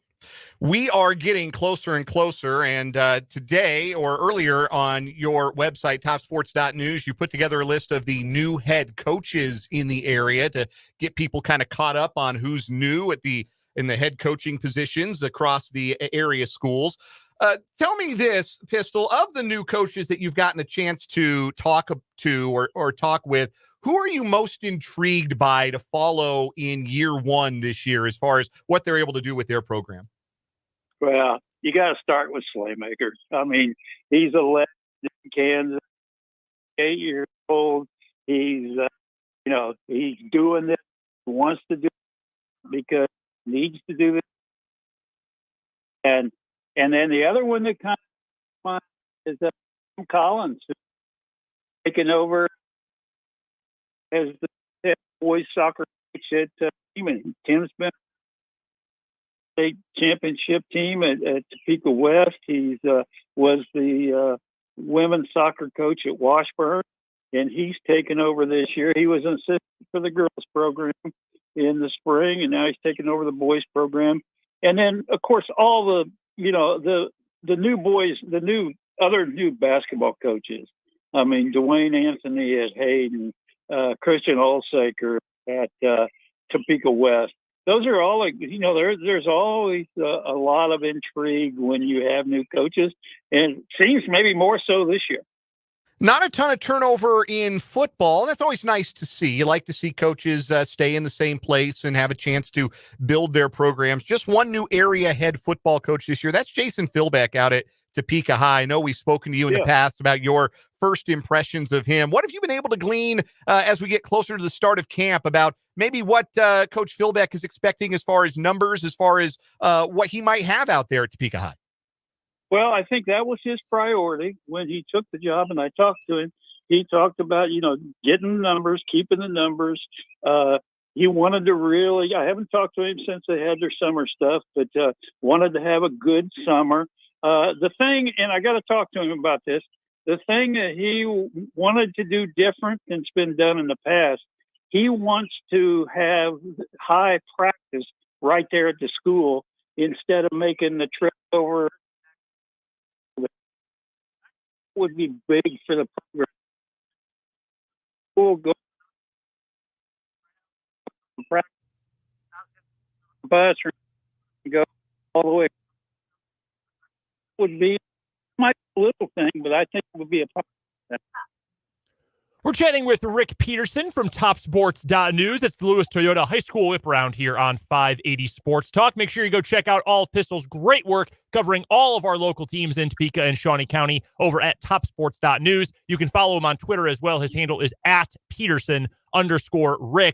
And Pistol, while we're getting ready for the fall football season, I hope you don't mind, but if a quick pivot over to the Washburn Ichabod, saw you over at Washburn Football Media Day the other day. You got to talk to a couple of the local products who are going to suit up for the Ichabods this year. Let's start with Tylen Alejos, who walked on at KU his first year after being at the aforementioned Topeka High program, then transferred back to Washburn, and it sounds, Pistol, like he might see a role on the offense this year for Craig Schurig's group. Yeah, and I talked to Coach Schurig about that. He likes the way he looks, particularly in a contact scrimmage game type situation. And so I think he will get his chance this year. Taylor Peters graduated. He was the workhorse for them. So I think they're looking at, Tyler Bowden will be, I think, the number one guy. But yeah, I think they want to see what Tyler can do. And he's never lacked for confidence. And I mean that in the very best of ways. I mean, he always feels like he can do the job. And I think if he gets his chance, he'll be a productive player for him. Another player from the city, a JUCO All-American a year ago, one of the top touchdown scorers in the country. Literally the entire country, his senior year at Highland Park was Trey Richardson. And we obviously know all about Trey's game, Pistol, and I expect him to have a huge season in his first year at Washburn. I saw today D2Football.com put out a list of 100 players to watch across the country this year. And I did not see Trey's name on there, which to me, Pistol, is kind of underrating a guy who at one point was being heavily recruited by KU, was committed at one point to another FBS college before deciding to stay home and play at Washburn. I feel like there are some folks that might be underrating the kind of athlete that the Ichabods are adding to the offense. Well, and I think, that whole receiving core is going to be great. But the thing about Trey is, he has a little bit of J.J. Letcher in him. Mm-hmm. I mean, just the fact that if he gets on his hands on the ball, he can score. He's not going to score every time, but he's got the ability to score every time and the potential to score every time. And I think he'll be great. And then throw him in with DJ Bell and throw him in. Tyson Brown's had a heck of a career. And, throw their receiver and return men are going to be real year, I think.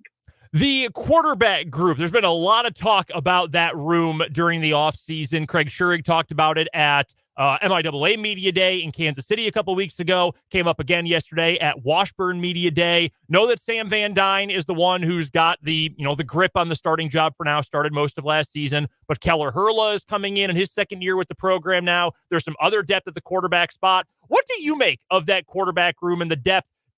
God forbid anything happens to Sam Van Dyne, but just the ability to maybe have a couple of guys who could step in if called upon. I think that's exactly what they're trying to do, Brendan. They're trying to make sure, after last year when Simoncic didn't even last a game and a half, they want to make sure that they have people that can do the job if Sam does go down. And hopefully, you got to believe that Washburn is due for good luck this year, Rickyard, because they had about 5. It did teach them we gotta 4 guys up. Rick Peterson joining us from TopSports.News. This is the Lewis Toyota High School Whiparound here on 580 Sports Talk. Pistol can be found on Twitter at Peterson_Rick. And, of course, all his work at TopSports.News. The other big Ichabod athletic news recently, the unveiling of the first women's golf roster in school history. Ronnie McHenry coaching the girls golf team. And some familiar local names, Lois Dieter and Aaliyah North transferring back in to the program. Reagan Peterson, a freshman also from Washburn Rural, like Aaliyah North. Some local flavor on this roster and some really accomplished players as well. I was really excited when they announced the formation of the women's program because Topeka is such a golf town and a good girls golf town. I mean, Washburn Rural's had a bunch of state titles. Hayden and Silver Lake won state titles this last fall. So I just think it's great for the whole community, and it gives our local girls coming out of high school a good option, which they didn't. If they wanted to play college golf, they had to leave town. Already there.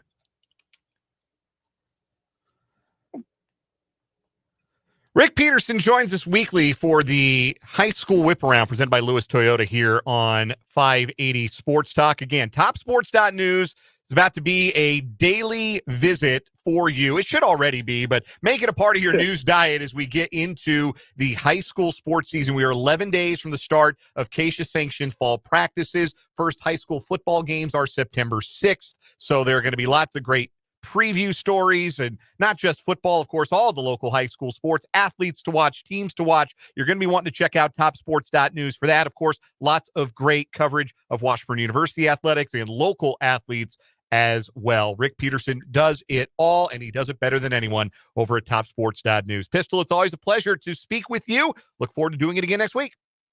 Look forward to it. Thank you. That is Rick Peterson. Something that I've been curious about, Dan, and I'm interested to get your take on this. There was so much good football and so much good talent in the city last year. I mean, what was it, the first 6 weeks of the regular season last year for our Lewis Toyota Game of the Week. We just had banger after banger, week after week. Playoffs are obviously incredible as well.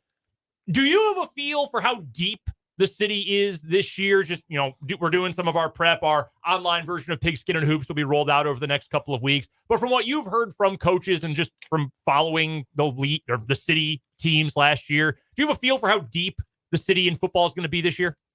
Well, that's an interesting question. You feel obviously like, let's start with the teams that made the deep runs last year, right? Let's start with Hayden, who made a run to a deep run in the playoffs, and they're going to have an opportunity again to do that again. They've got some great athleticism back this coming season. Hayden's going to be a force. Washburn Rural also made a run to sub-states, lost narrowly at the gun to Derby.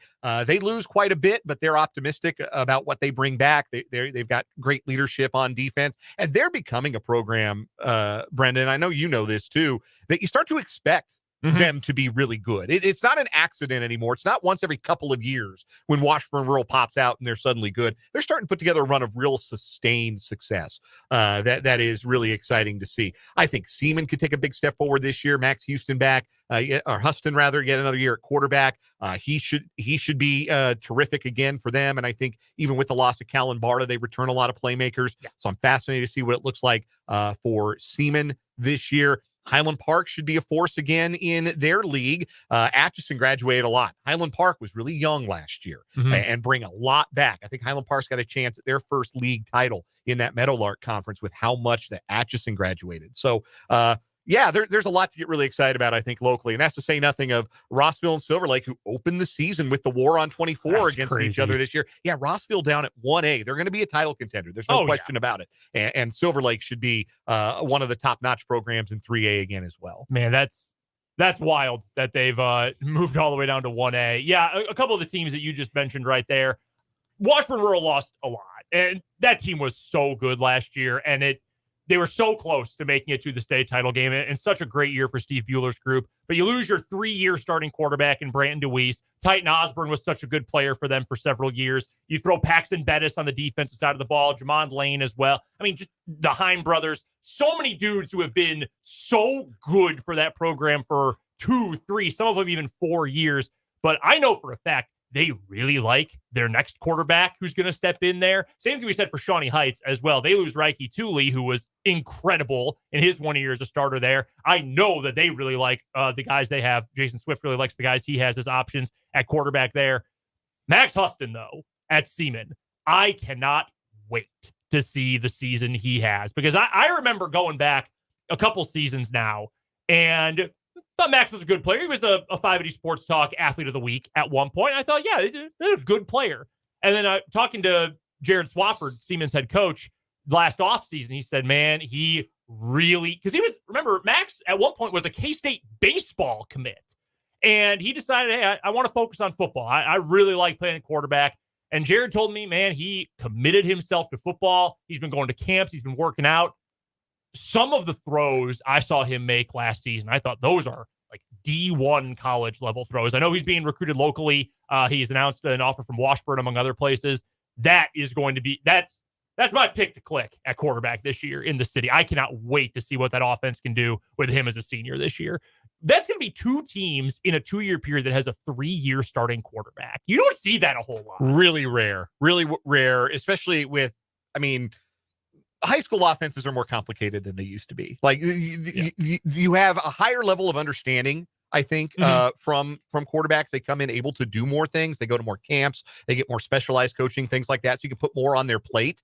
And coaches trust the athletes, and they trust the arms, and they're more willing to put them in that spot as a sophomore, where I think that's a fairly new phenomenon, especially in some of the more pass-forward offenses that you see. Although, that being said, one team we have not talked about yet that is also has lost some, but is bringing plenty back as well, that is running the same thing they always do, and they're just so much better at it than you, and they're going to beat you because of it.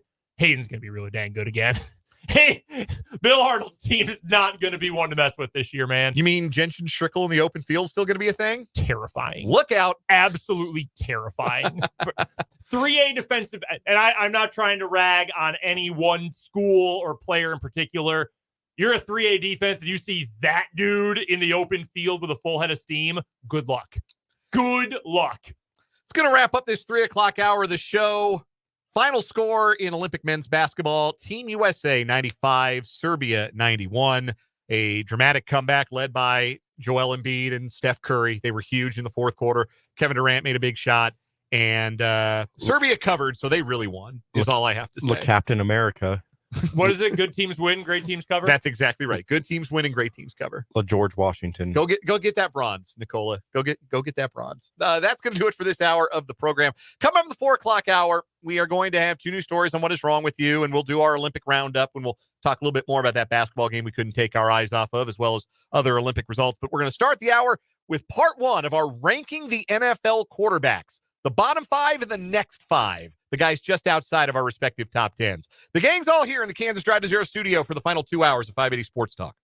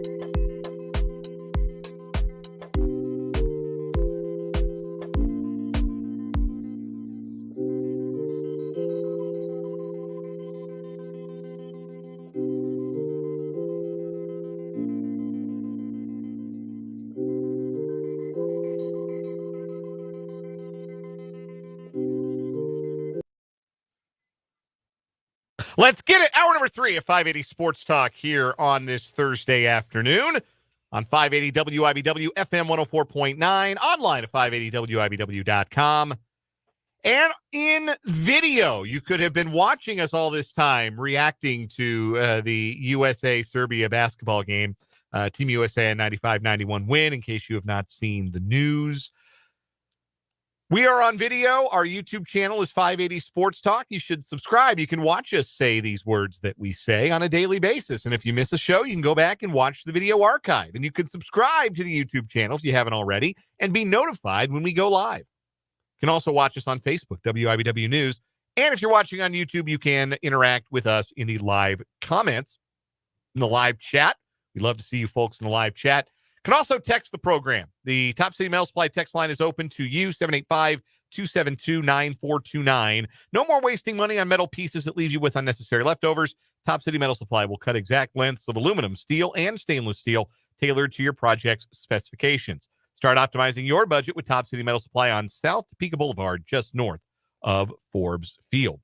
If you subscribe today to the YouTube channel, it does notify you. You can get notifications when we go live, and you'll notice starting Monday, August 12th, so this next Monday, that we will be going live at 3 o'clock every day, as opposed to the 2 o'clock we have been going live for the better part of the last year. We are making a programming change here on 580 WIBW, adding an agriculture program to our lineup. Agri Talk will air live from 2 to 3 every day here on 580 WIBW, and 580 Sports Talk will follow. We'll be on the air daily from 3 to 6. Same show, same guests, segments, commentary, subjects, hosts. Only thing changing is we're just a little trimmer. That's all. 3 to 6, starting Monday, August 12th. 580 Sports Talk goes to 3 hours. We're live from 3 to 6 starting this coming Monday. And we hope you'll continue to join us. We're really excited to continue to be with you. We are Dan Lucero, Brendan Dworzinski, Spencer Dupuis, and producer-engineer Trenton Craxner, our summer intern. Gang's all here for the final 2 hours of this program. Still to come on the show, another round of What Is Wrong With You, an Olympic roundup, and a training camp report from Mitch Holthus, the voice of the Chiefs. He joins us at 5:25 for another training camp report brought to us by Hy-Vee and by Azura Credit Union. But we began this 4 o'clock hour with the first in our two-part series. Folks, we are going to finally do it after months of sitting here and talking about NFL quarterbacks and throwing out, is that a top 10 quarterback in the league? Is he a top 5 quarterback in the league? Where does he rank in the league? We're going to actually put a line in the sand. We're going to put our flags down, and we are going to rank the quarterbacks in the National Football League. Part 1 today, we're not going to rank them all. We're going to leave out the chaff in the middle, the lower third of the NFL. We'll rank our top 10 quarterbacks in the league, 10 through 1, on tomorrow's show. We expect it to be absolutely free of controversy and for nobody to disagree with us whatsoever. But today, we are going to rank our bottom 5 quarterbacks in the NFL and what we'll call the next 5, our 15 through 11 on our list. The quarterbacks who just miss out on that top 10 QB in the league designation. Again, your commentary is welcome in the YouTube live chat and on the Top City Metal Supply text line. Let's get into it. Let's start with the bottom 5. All right. And Brendan, I'll start with you. You can go ahead and run from 32 to 28 or 28 to 32. Give me the bottom 5 in descending order from 28 all the way down to the worst quarterback or worst quarterback room, as the case may be, in the league. Brendan, give it to us. One of these is going to be really mad at me with this part of the list. All right, number 28. I wanted to put him higher. I did, but he was so bad last year. Bryce Young. I'm not selling my Bryce Young stock yet. I think he can be a good player. I think Dave Canales is going to help him a lot. He was really bad last year. The whole team sucked last year. Number 29. One of 2 rookies I have in my bottom 5. Spencer, I am very sorry, Jaden Daniels. I am not really hate Jaden Daniels for some reason, and he's going to prove you wrong. Sauce Gardner gave him his ups today after their joint practice. I don't hate Jaden Daniels. I just think he is going to be the quarterback of the Memphis Showboats in 6 years. I don't. I don't see it. I totally understand why you would be a fan, obviously, or why you would believe in him. Totally understand it. I don't see it. I see a really skinny guy who like ran directly into SEC linebackers as a 23-year-old, and that worries me a lot. Number 30. I teased this a little bit earlier. I don't think J.J. McCarthy is starting for the Vikings. I would not be entirely surprised. I think there are more outcomes that lead to 17 games of Sam Darnold than any games of J.J. McCarthy, in fact. And I've got Sam Darnold at 30. And this pains me because, as you know, Dan, from the early days of us working together, I was a big Sam Darnold guy. I believed in Sam Darnold quite a bit. He was my favorite quarterback next to Baker Mayfield in that draft. Mm-hmm. He's very bad. Nice guy. His grandpa, people forget, his grandpa's name is Dick Hammer. But yeah, Sam Darnold, bad. He's number 30 on my list. 31, Will Levis. I don't buy it. I know there are some people in NFL national media who have been really trying to push the Will Levis agenda this offseason because he's not afraid to make every throw. He's got a big arm. He is not scared of pressure, which in some ways is a good thing. In other ways, he might end up decapitated at some point this season because he's just completely numb to pressure. I don't buy it. And 32, Bo Nix. And part of that... Let's take it there. Okay. Part of that is him. Part of that, I admit, is the scenario around him and is some projection. I like that they drafted Troy Franklin because they played together for 2 years at Oregon, and I think Troy Franklin's a good player. I don't know why he fell in the draft, but they don't have any receivers that are good fits for him. They have one proven good offensive weapon, and that is truly proven over a long-term period of time. That's Courtland Sutton. Courtland Sutton as a player, his style as a receiver is a ball winner. There are ball winners, there are technicians, there are speed guys. You can be good at all of them, but everybody's got kind of an archetype. Courtland Sutton's a ball winner. You know what Bo Nix is not? That kind of quarterback. He wants to find the easy open stuff, the shorter, the crosser, the over the middle stuff.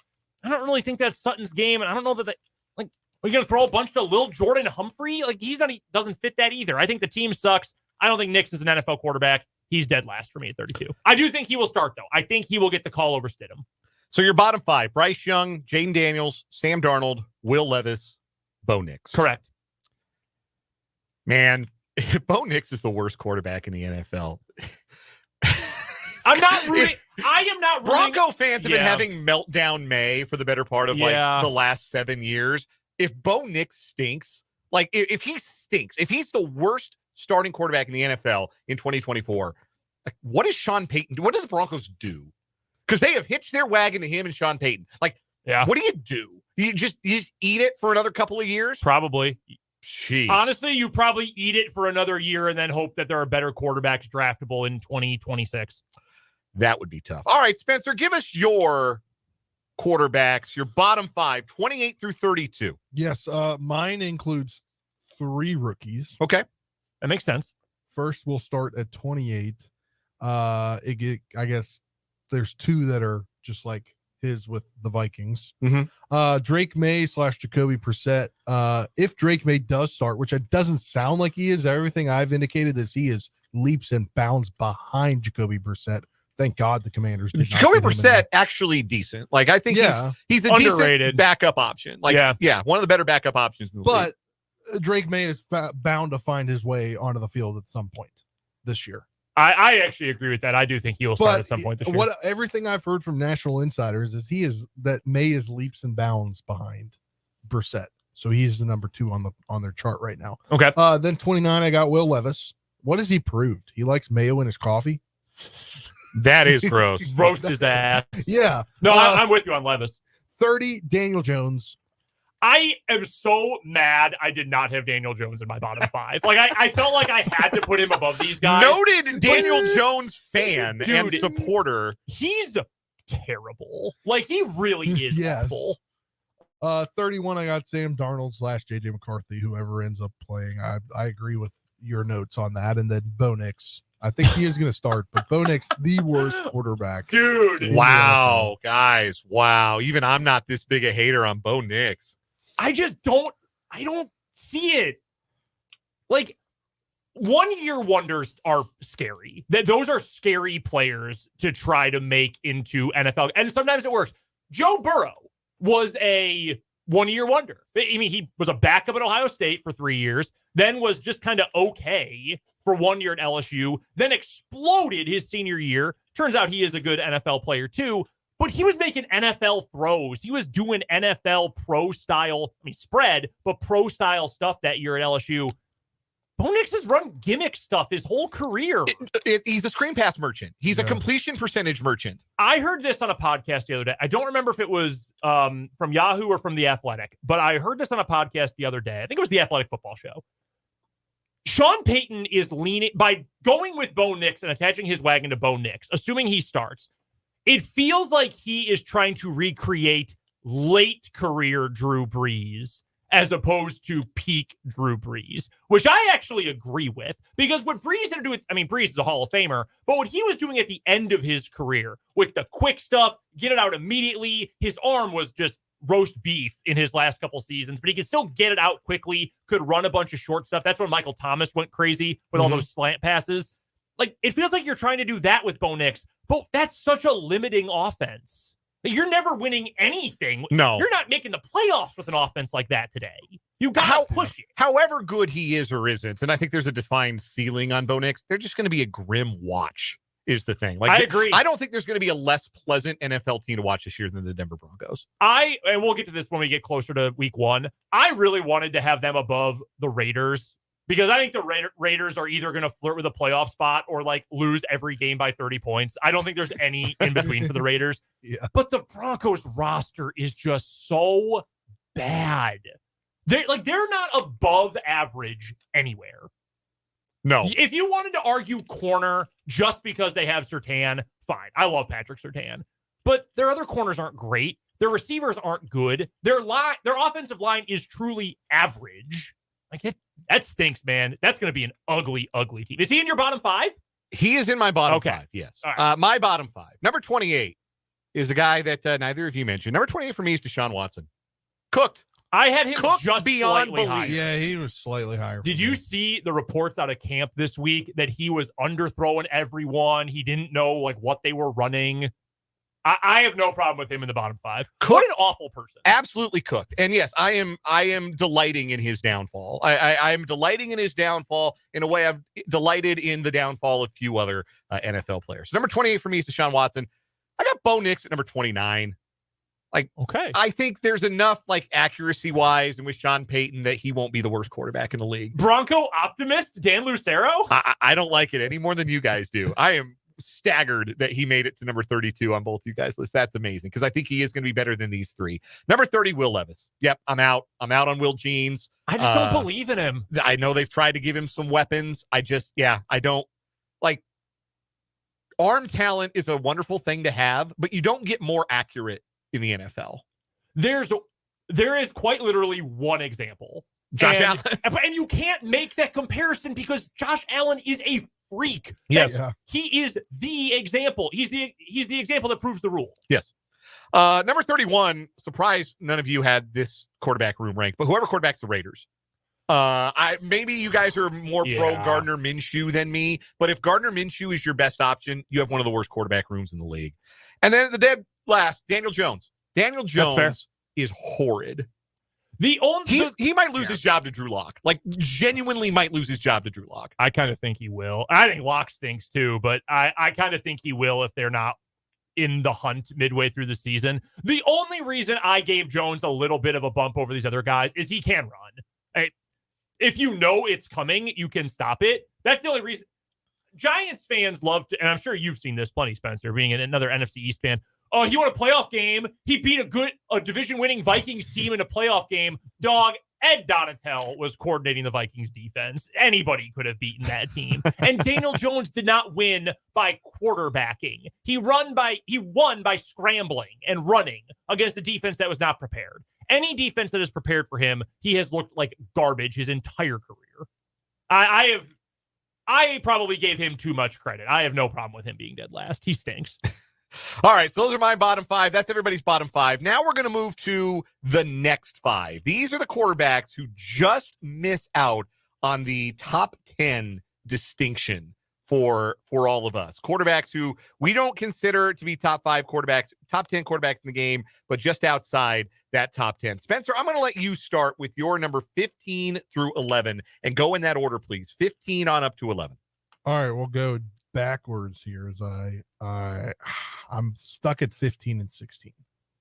So I've got mine ready. I'll go. All right, yeah, I've got mine ready. We'll go with Brendan first. All right, so 15, I've got Kyler Murray. I know there are people who think that is too high for Kyler. Kyler Murray is good. He is, I think, a really talented quarterback. I think that offense is actually going to be kind of sneaky freaky this year.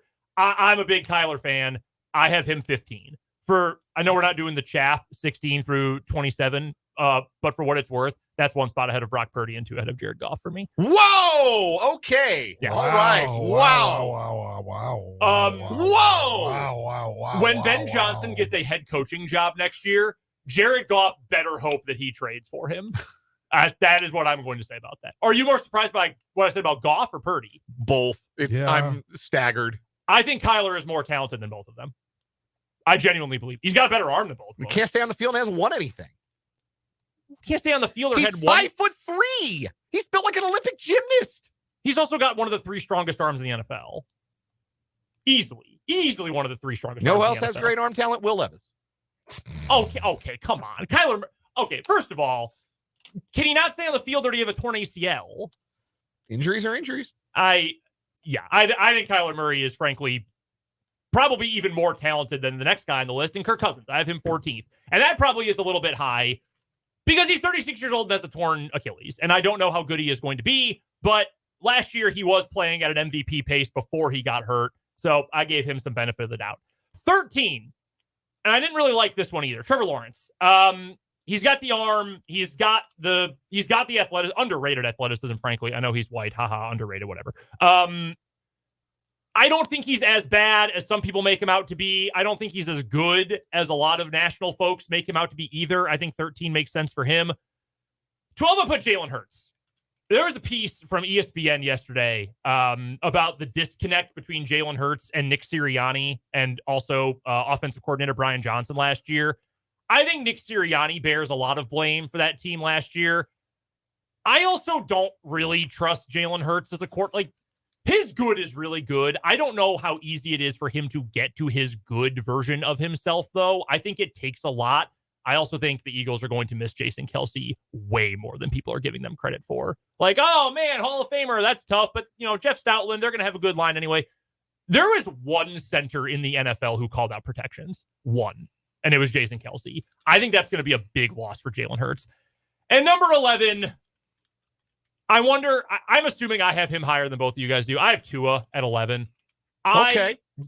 I'm a believer in Tua. I have sagged back a little bit on my faith in Tua. I think it's kind of dumb to be like, he's a system quarterback. Well, he's still putting up numbers. He's still winning games. Like, who cares if it's in the system? It's working for him. I think he is probably limited because he does have a very average arm. It is so timing based, and we have not seen him do a great job of countering curveballs from defenses. So I've got him just outside the top 10. I still believe in the guy that he's a good quarterback, but I couldn't quite put him in the top 10 group. Kyler Murray, 15, Kirk Cousins, 14, Trevor Lawrence, 13, Jalen Hurts, 12, Tua Tagovailoa, 11. If you're following along on the YouTube live chat, by the way, you can see our lists as they come up. I would like to say real quick, if you could legitimately, I probably underrated Geno, to be honest with you. I had Geno Smith 18th. Me too. If you wanted if you wanted to give me, Geno is actually super accurate and a really good pocket navigator. And while sometimes he makes bad decisions, I like all the other traits. I think he should be top 15. I would honestly say I'm fine with that. I probably underrated him. Geno is in my top 15. That's fair. Maybe it's a homer pick, but he is in my top 15. Spoiler alert. Anyhow, Spencer, let's go 15 to 11. You ready now? Yes. So okay. My gripe was Kirk Cousins, Jared Goff. And that's how I have it 16-15. So I gave you a little bonus. So who's 15? Jared Goff. Okay, Jared Goff is 15. Tua's 14. I think that's fair. Aaron is 13 because he hasn't played. That's fair. I had him higher that was for tomorrow, but no. That was one of my biggest is he in the top 10 or... No, I get it. I get it. You play and then maybe it'll go up. I got Brock at 12. Okay. Trevor at 11. And that's where we stop. Yep. I was going to give you my number 10. No, that's tomorrow. Yeah, that's that is tomorrow. tomorrow. So Jared Goff. Okay, so this appears to be the landing spot for roughly Goff and Tua in this 11 to 14, 15, 16 range. Mhm. Brock Purdy at 12. Trevor Lawrence is one. The number 11 is the fascinating one, right? Yeah. Because like when top 10 is where you want to be. If you don't have a top 10 quarterback, you probably need to go get a top 10 quarterback if you're going to win anything. That's the Super Bowl narrative, right? Like you got to have a top 10 quarterback. Mm-hmm. It's tough to be 11 when you're looking for a guy top 10. Lawrence is dealing with crap there too. Like, I don't know why Doug Peterson is hitching his wagon to Press Taylor. I just really don't understand that at all. The receiver group is not great and hasn't really been great. They were using Ridley in such a weird way last year. Mm-hmm. But at the same time, I mean, it's the Herbert thing. And I'm sure there will be lots of discussion about Justin Herbert tomorrow. But like, at some point, you got to win. And for a guy who was treated as a generational best since Andrew Luck kind of prospect, I think you have to be a little bit better than Lawrence has been to be considered any higher than where we've had him so far. All right, so here's my next 5, 15 through 11. I have Geno Smith 15. That's fair. That's my line for Geno Smith. For the record, since we all did our number 16s, 16 for me, Aaron Rodgers. I mean, he played 4 snaps, and he's 40 and had a torn Achilles. It's hard to argue. Rodgers, Cousins, Murray, 16 through 18. To cover kind of all the bases of guys. We're all like, I think our 14 to 17 very similar. Are very similar. I told you this earlier, Dan. This was the hardest range for me doing 1 through 32. I would agree. I would agree with that. So I got Geno 15, 14. I got Tua. Tua's 14 for me. So it looks like I'm right there with Spencer on him. Mm-hmm. Number 13, Matthew Stafford. I think you will be surprised by where I have Matthew Stafford. I will not. I know you're a big Stafford guy. You're all in on the Rams. I was doing my list, and I'm thinking you would be surprised with me too. I'm thinking I might be the low man on Stafford. That might be true. I feel like last year was a career death rattle. Like I don't think he's got another year like that in him again. That's fair. But that's a fair argument. Still respect the arm, but I don't think he's a top 10 guy in the league. I have Jared Goff 12th. And I have Dak Prescott just outside the top 10 at 11. Dak was unbelievable in the regular season last year. You go back and you look at all of the regular season numbers. They're incredible. They're off the charts. Then we get to January. Mm-hmm. And it's a very, very different story when it comes to Dak Prescott. But I think that the regular season body of work for me is enough. And there have been a lot of quarterbacks in NFL history who we said, well, when is this guy going to get over the hump? And then they do it, right? Mm-hmm. Like you haven't done it until you've done it. And Dak Prescott is one of those guys that has not done it, but he was borderline MVP caliber last year. He was the favorite to win it going into week 15 before Lamar took over? Mm-hmm. Yeah. Led the league in completions, led the league in touchdown passes, had a passer rating of almost 106, best of his career. Yeah, he's really good for 14 weeks. Yeah. So again, the point about being just outside the top 10, I think Prescott is a really easy argument to make for that. I think for me, he was the perfect guy to leave just on. I think our number 11s are fascinating. Like Tua's a guy who, again, the number's undeniable, led the league in passing yards last year. Yeah. Do you feel like he's going to win you a big game? Yeah, I don't know. He's your number 11, Brendan. Spencer, your 11 is Trevor Lawrence, former number 1 overall pick. The ability is unquestioned. He's got a playoff win under his belt, but do you feel like there's more there with him, or like there should be more there with him at this point? A fair question at this stage in his career. And for me, yeah, Dak Prescott is a guy who regular season credentials, undeniable. January, there's no good film. And the last time we saw him, he was getting humiliated on his home field by a not particularly good Green Bay Packer defense. Real quick, before we get to a break, outside of your top 10, what pick to you in your list feels the most I don't like it. Feels like I had to put this guy here, but I really didn't want to put this guy here outside of the top 10. Outside the top 10, because we'll get to that tomorrow. I don't know. Like I can already tell I'm going to be the high man on a couple of guys. When you say that, do you mean like they're just outside, like you have to put them there, or like they could be in the top 20? Like like when you're putting together all 32 and you're ranking them, there's one like, well, yeah, I think this guy probably belongs here, but I don't like it. Like my example, that's me with Aaron. I just don't know what. Yeah, he's 40. Yeah, like, that makes sense. Like, is he really a top quarterback in the league anymore? Like he played 4 snaps and tore his. My answer to this would be Derek Carr. I have Derek Carr 21. Like, my heart is telling me Derek Carr should be 25 or lower. Like, you will never win. 21 too. Okay, maybe I should feel better about it then. If we're on, like, you will never win anything with Derek Carr. No, you will never win anything. But also, like, but you'll be mediocre enough. I think he's better than Gardner Minshew and Deshaun Watson and probably this version of Russell Wilson or Justin Fields. Like, I kind of have to put him there, but I really don't like it. We are going to rank our top 10s tomorrow. Our top 10s, 10. I'm very excited. Down through 1.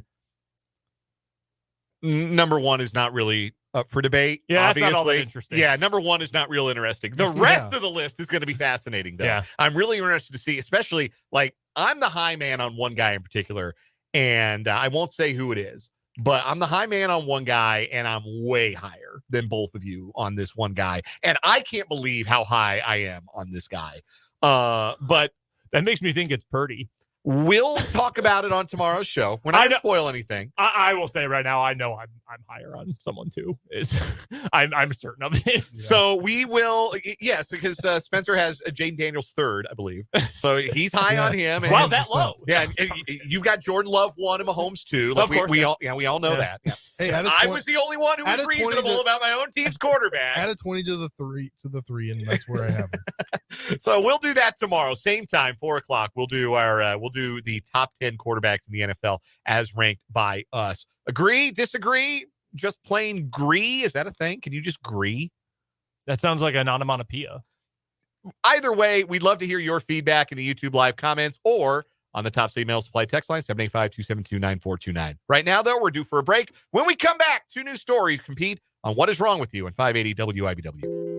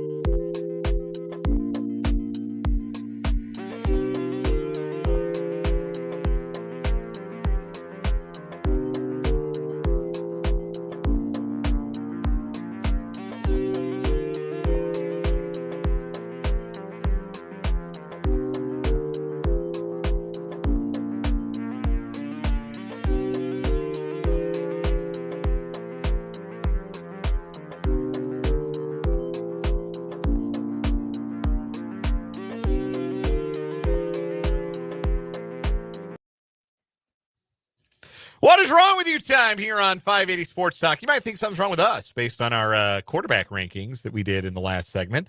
Again, we'll do the top 10 quarterbacks in the league, all 3 of us on tomorrow's episode of 580 Sports Talk. But today, 2 new What Is Wrong With You stories, trying to knock off the old man in Florida who lassoed a gator, threw a rope around the top of its jaw and tied it to a sewer line because it was harassing his turtles.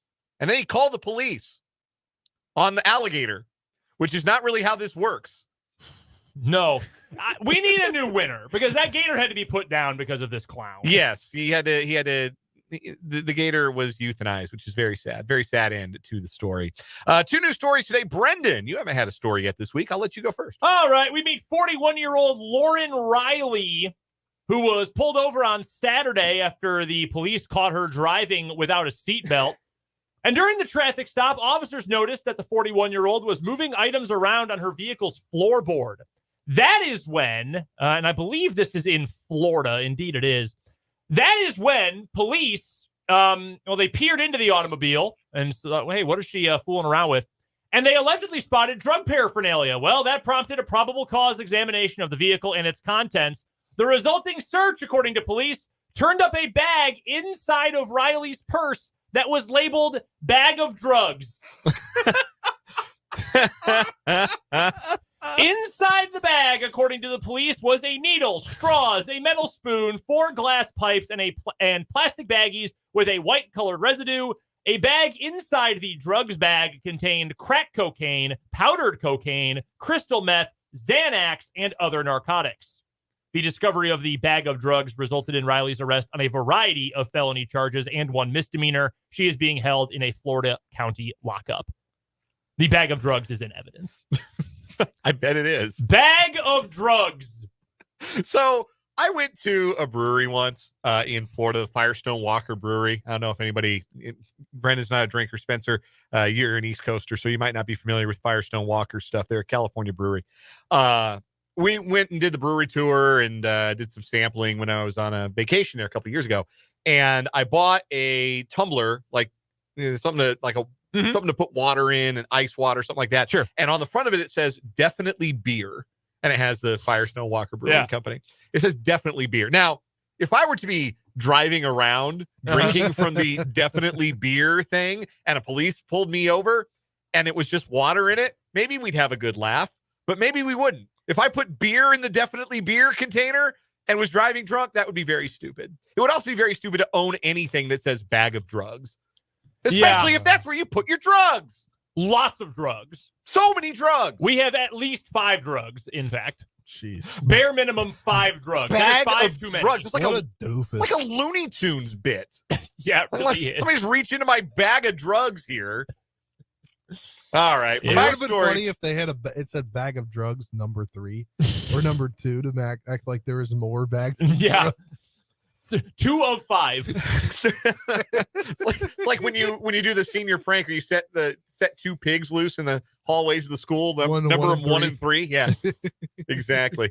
All right, for my story today, we're going to Whitefish Bay, Wisconsin, and we meet an Illinois woman who was clocked going 60 in a 30 back on July 22nd around 1:30 a.m.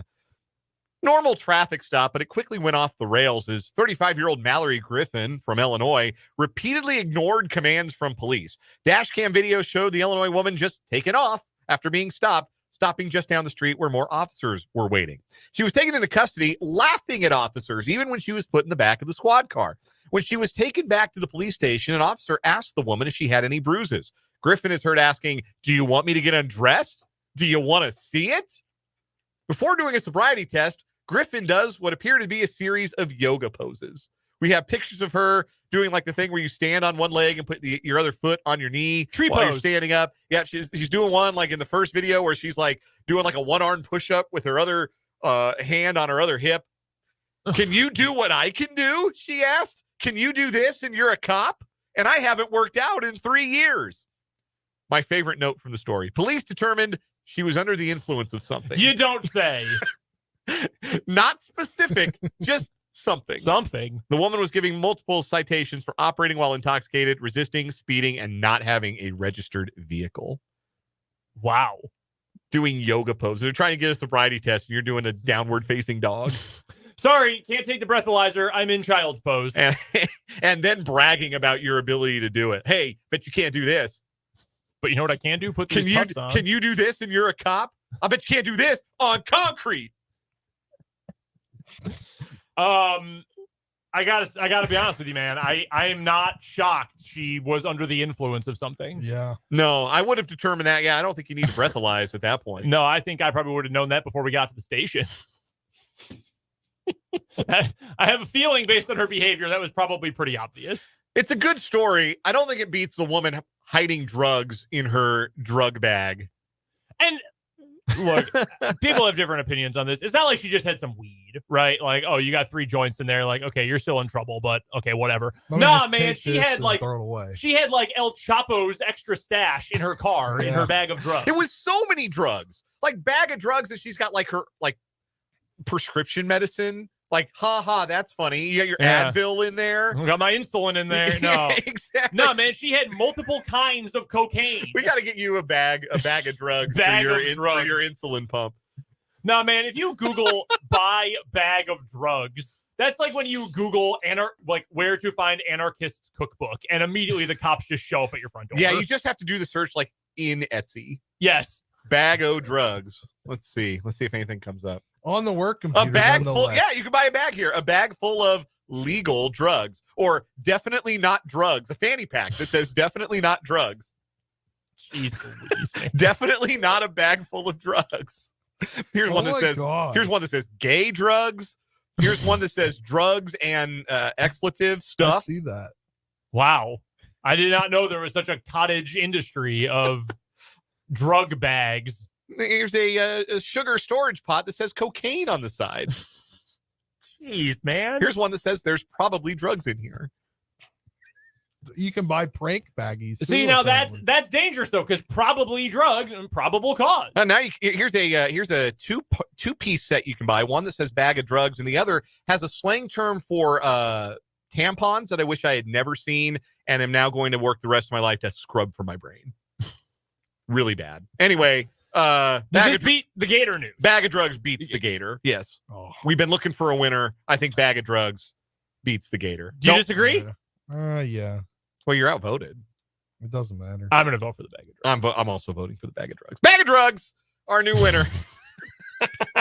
What is wrong? Nice punchy title. Again, sometimes the title really sets it over the top, and bag of drugs is a pretty strong title. That's our new winner on What Is Wrong With You. We'll take a break. When we come back, we'll do an Olympic roundup here on 580 Sports Talk from the Kansas Drive to Zero studio.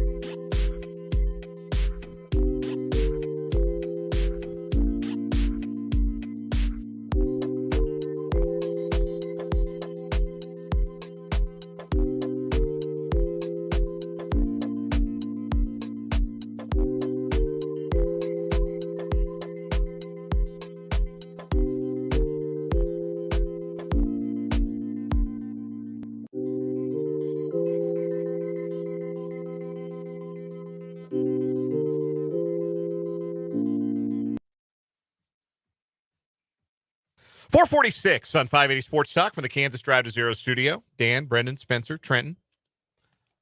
Folks, we're running out of these, unfortunately. I regret to inform everyone that we've got today and we've got tomorrow and then we've got a Monday to wrap it all and tie it in a bow. Yeah. We're running low on Olympics, which means we're running low on Olympic roundups. And we've got one that is jam-packed today. Lots going on in Paris worth discussing. So without any further ado, hit my music.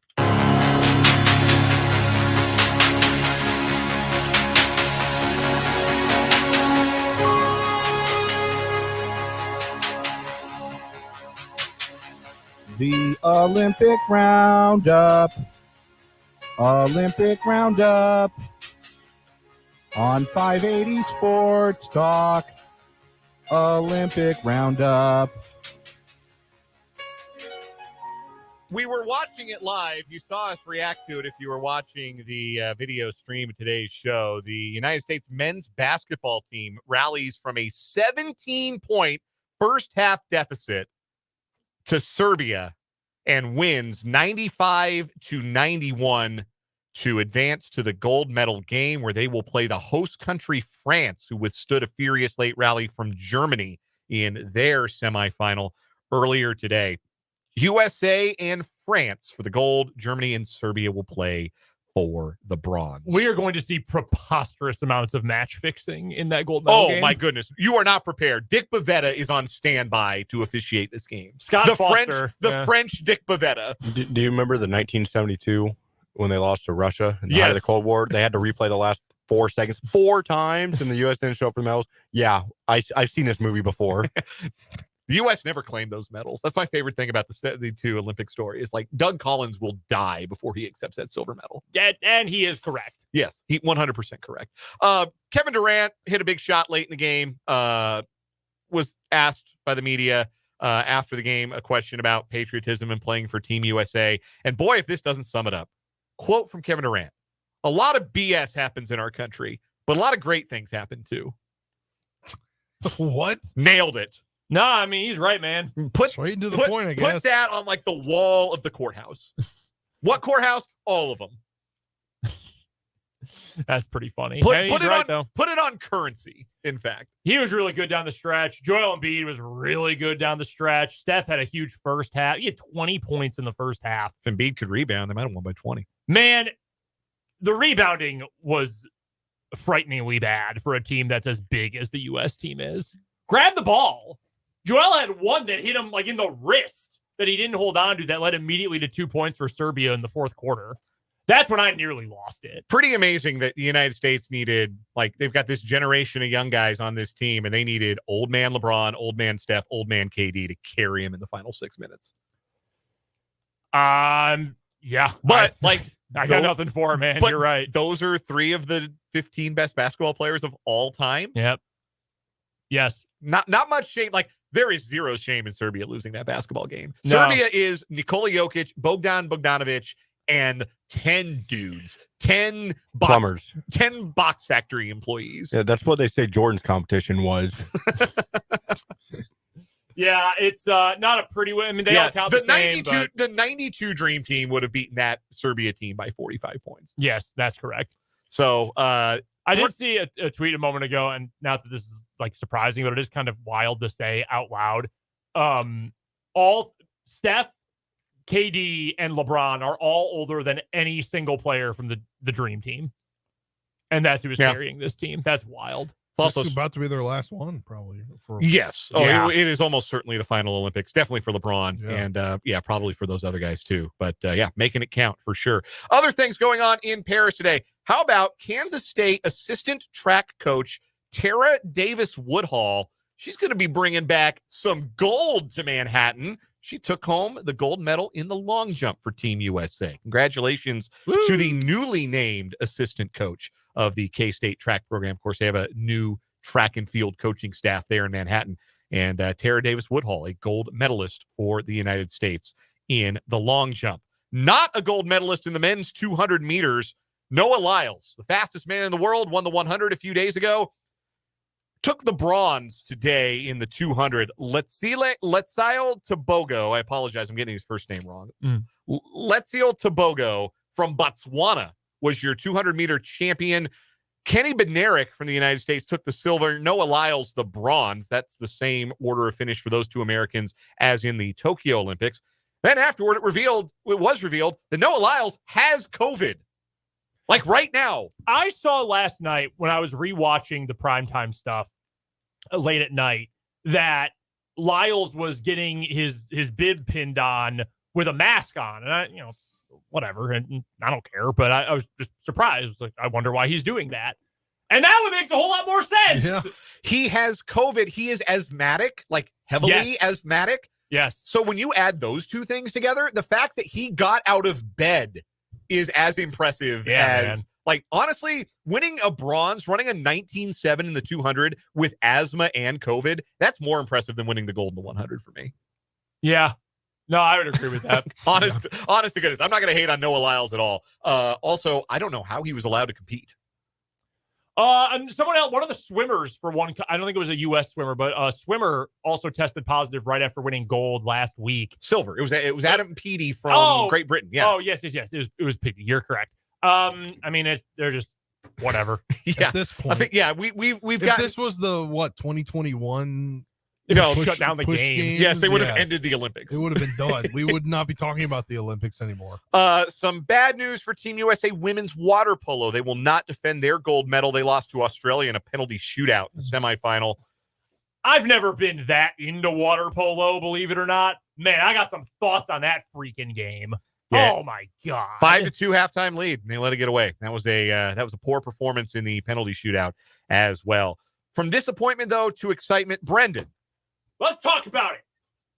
Women's volleyball. Oh, buddy. Brazil had not lost a single set all tournament until today when they dropped 3 of them to Team USA. Catherine Plummer, spike a ball directly through my cranium. Oh, my goodness. She was great in this game.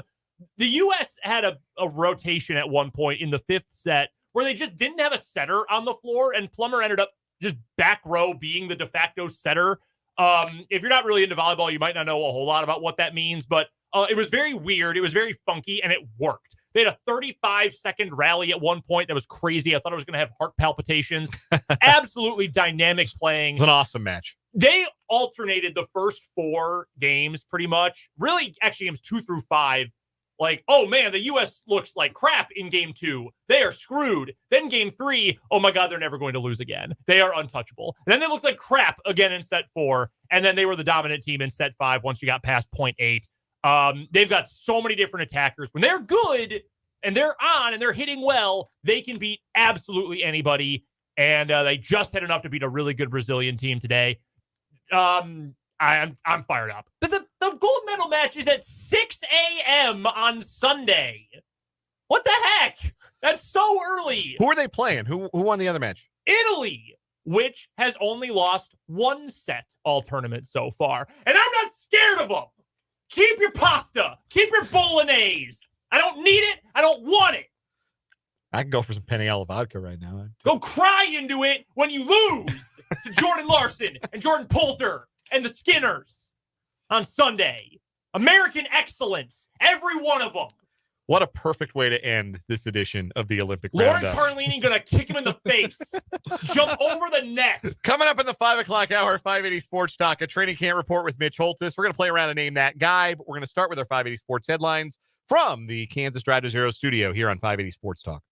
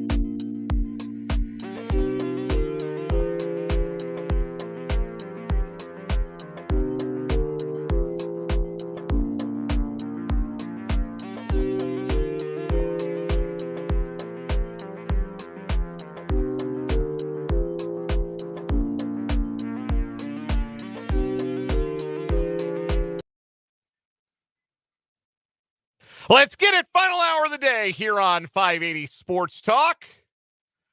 Taking you up until 6 o'clock. No Royals baseball tonight. Royals get to enjoy that 8-4 victory over the Red Sox last night for an extra day.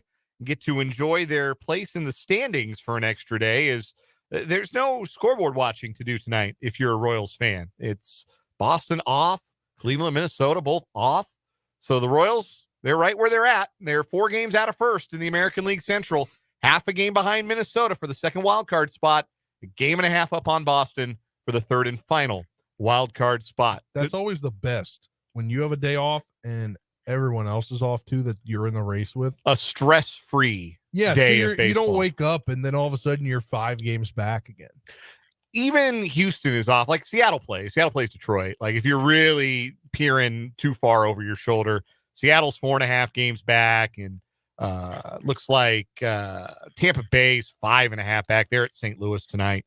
St. Louis has to play tonight and then come in for the 2-game series. Royals will have the advantage of a day off, a fresh bullpen potentially. I know what I'll be rooting for if I'm a Royals fan in that Rays Cardinals game, for the Cardinals to get to the Rays bullpen early.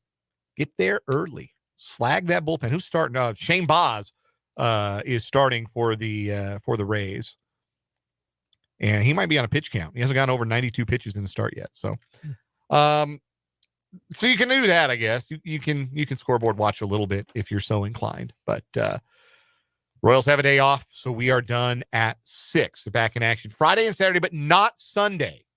It's so weird. It's so weird. And thankfully, Major League Baseball is doing away with this next year and giving there no more home and home 2-game series with your natural rival in interleague play. Those series are going to be 3 games apiece now. Thank goodness. Ridiculous the way they've been doing it. No baseball on a Sunday. Look, you do this in the middle of the week, it's not the worst thing in the world. But like on a Sunday, when like it's the first or it's the last few weeks before you have football. It's one of your last weeks before you have school. That too. Like a Sunday afternoon. I mean, think about how much money teams are like the Royals are missing out on Sunday. A ton of money. Yeah. Thankfully, this is not happening anymore. Yes. Yeah. Very glad Major League Baseball is doing away with this. Anyhow, Royals will return tomorrow. We'll talk plenty of Royals on tomorrow's show. Still to come this hour of the program, another training camp report with Mitch Holthus, the voice of the Kansas City Chiefs. He joins us, a courtesy of Hy-Vee and Azura Credit Union, talking about the player he believes to be the camp valedictorian on the defense so far. Which player is that? You'll have to wait just a little longer to find out. Also, we're bringing back Name That Guy. Quizmaster Trenton has cooked up a round of Name That Guy, 4 new players to try and guess based solely on the teams they played for and when they played for them. Name That Guy coming up later on this hour as I will try to defend my championship. I hope you do not. Me too. You're going to have to come and get it, guys. That's all I'm saying. You're going to have to come and get it. We start this 5 o'clock hour, though, as we do every 5 o'clock hour on this program, with our 580 Sports Talk headlines. Let's start with Watch List Season. Let's do that. The Davey O'Brien Award watch list was released today. The Davey O'Brien Award goes to the best quarterback in the country. And no surprise, Jalen Daniels is on that watch list. Jalen Daniels of the University of Kansas is on the preseason watch list for that award. Avery Johnson, notably not on the watch list. Is that notable? Well, I think it would be notable if you expected somebody who is receiving the level of Heisman Trophy attention that he is receiving this offseason, like dark horse Heisman hype. You would think he would be on the list for the Davey O'Brien Trophy, but he has one career start. It was in a bowl game. That's the flip side of this, right? So, like, generally speaking, the players who end up on this watch list are guys with, a season or 2 of starts under their belt. Yeah, and generally speaking, the guys who win this award are older, and it's not always, and sometimes it's the Heisman Trophy winner because there are so many quarterbacks, but a lot of times this is an award for older guys. Daniels was older. He won the Heisman last year. Max Duggan won this award back in 2022. Mac Jones won it in 2020, the year that his teammate won the Heisman Trophy. Deshaun Watson, 2-time winner of this award. Excuse me. Excuse you. Goodness gracious. Woof. That had some volume. Yeah, to it did. Man alive. I was Oh, just waiting. I had a little too much water before we went back on the air, I guess. Gosh. So yeah, I'm not surprised that they would lean with older quarterbacks more often for this award. By the way, can you name there's a few of them. There are 4 players who have won the Davey O'Brien Award twice. It was first handed out in 1981. Ty Detmer, Danny Werfel, Jason White, and Deshaun Watson. Yeah, I wouldn't have guessed either of those guys. The funniest one on here is very easily the 2002 winner, Brad Banks of Iowa. Easily the funniest Brad one on Banks here. was awesome, though. He was a very good player. Brad Banks was really good. I used to get him confused with the guy. There was a player with a very similar name at Mizzou around that same time. In fact, his name also might have been Brad Banks. Oh my gosh. It was Brad Smith, I think. Oh, Brad Smith, the gadget guy in the guy NFL. that was on the Jets, right? Yeah, he became a pretty nice player in the NFL, actually. Yeah, Brad Smith. That's what I'm thinking of. Yeah. Brad Banks and Brad Smith used to get him confused all the time, even though one was entering college football just as the other was about to exit. I knew why he knew Brad Banks' name. He played on Washington. Oh, there you go. What was released shortly afterwards. A former K-Stater did win this award in 1998, Michael Bishop.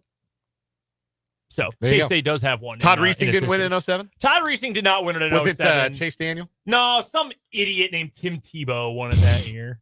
Bum. Square.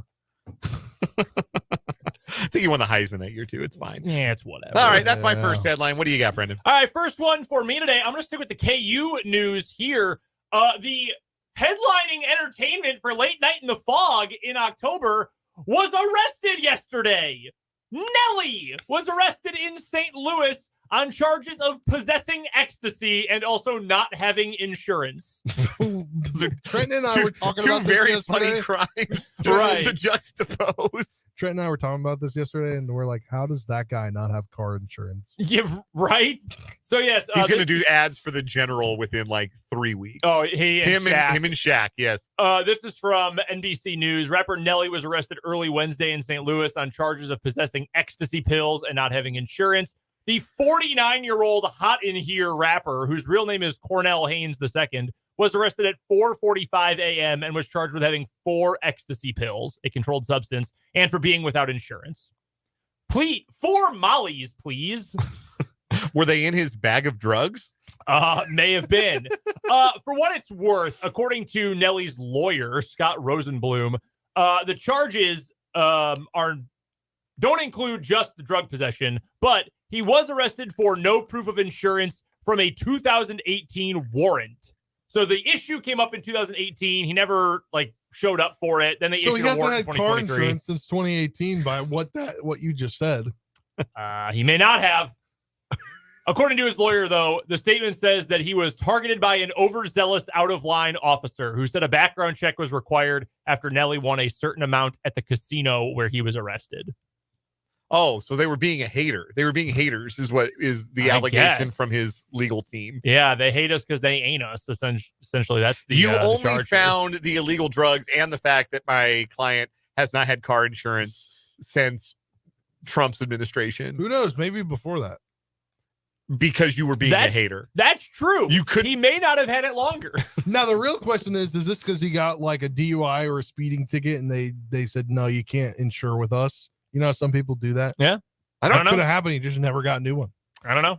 But yeah, Nelly arrested. I don't know if that is going to impact his status as the headlining performer of Late Night in the Fog.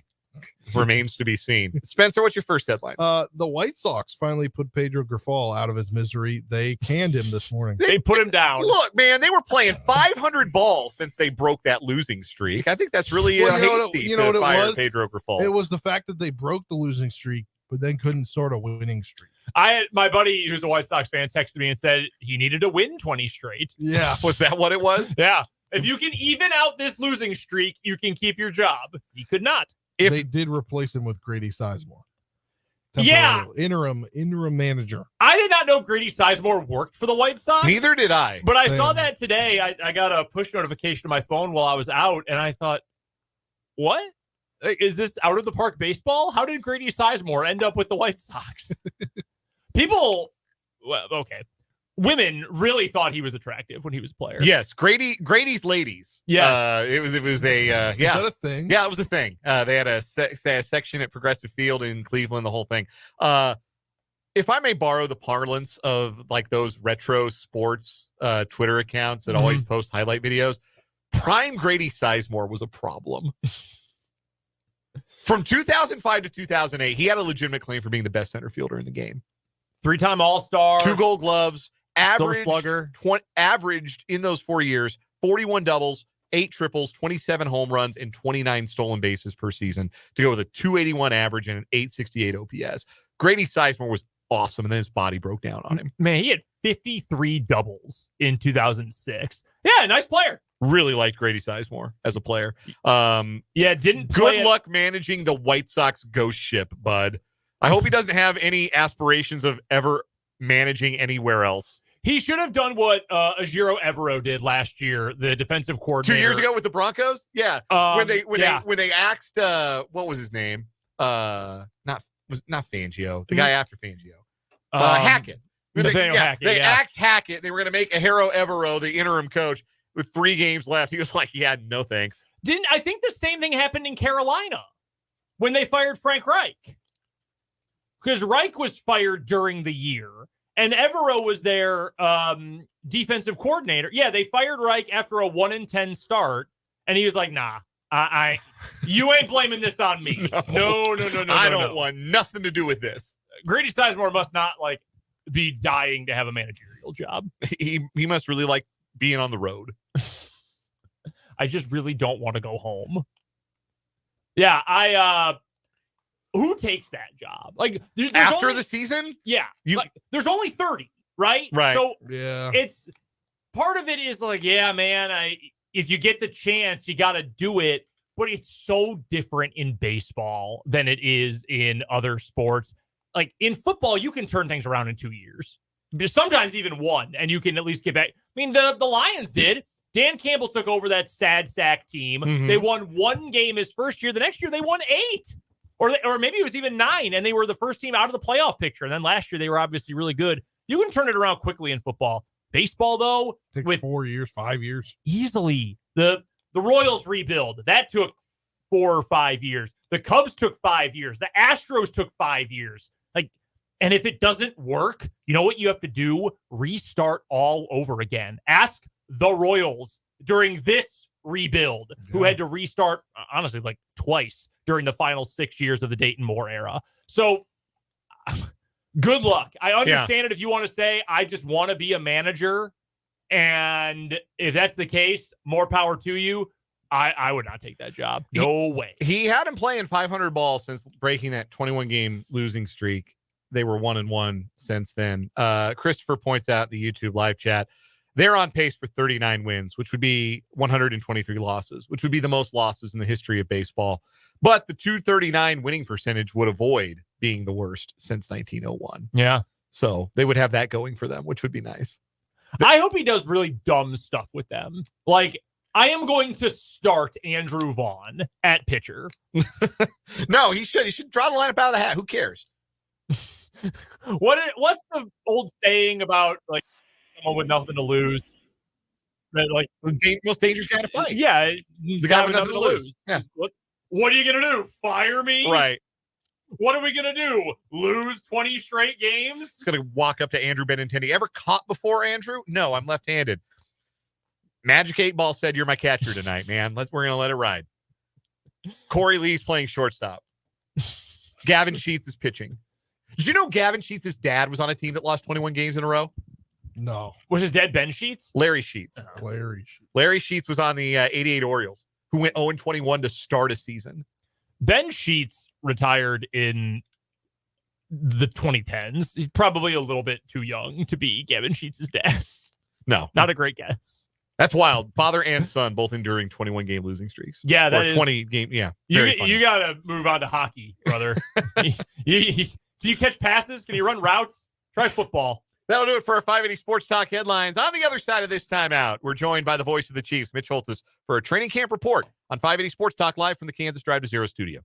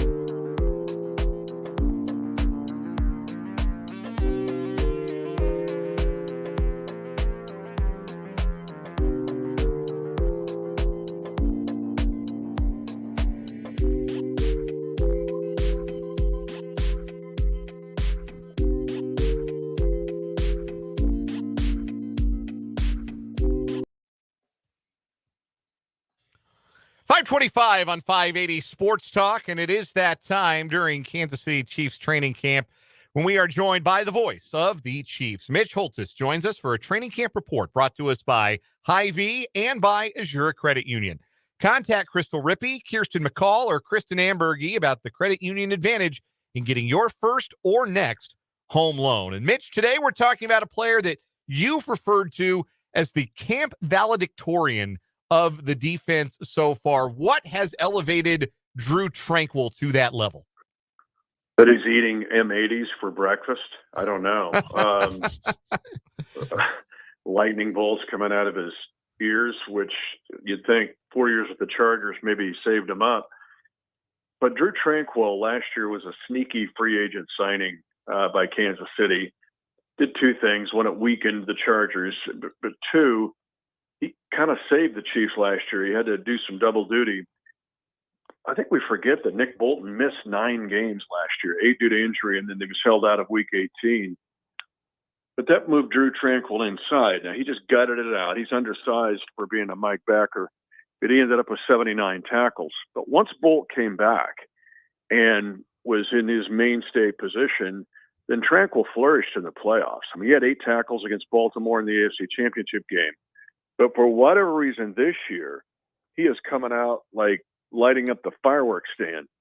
He has agitated Patrick Mahomes, Travis Kelce, and Isaiah Pacheco numerous times, not only with his play, but also with his attitude. He's trying to, he's acting like he's Bobby Bell and Willie Lanier all in one guy. If he stays healthy, Drew Tranquill is going to have a big year. But I just asked him, it just feels like he's jumping up to another level and possibly star status this year. Well, I came into this league, I didn't have a lot of linebacker experience, so I feel like I'm continuing to head in the upward direction, continuing to better my game and finding ways that I can, make my game better, whether it's pass rush, coverage, attacking blockers, tackling. There's just so many things to get better at this position, and that's my goal every year that I'm in this league is to ascend. I don't ever want to descend. not descending. Let's have everyone come to that conclusion, that he is ascending for sure, and he's had an outstanding camp. He was a player that when the Chiefs added last year, and we talked earlier this week, Mitch, about Hollywood Brown and made this same reference, the kind of player that when the Chiefs acquired him, you looked around the rest of the league and thought, how did the rest of the league let the Chiefs get this guy?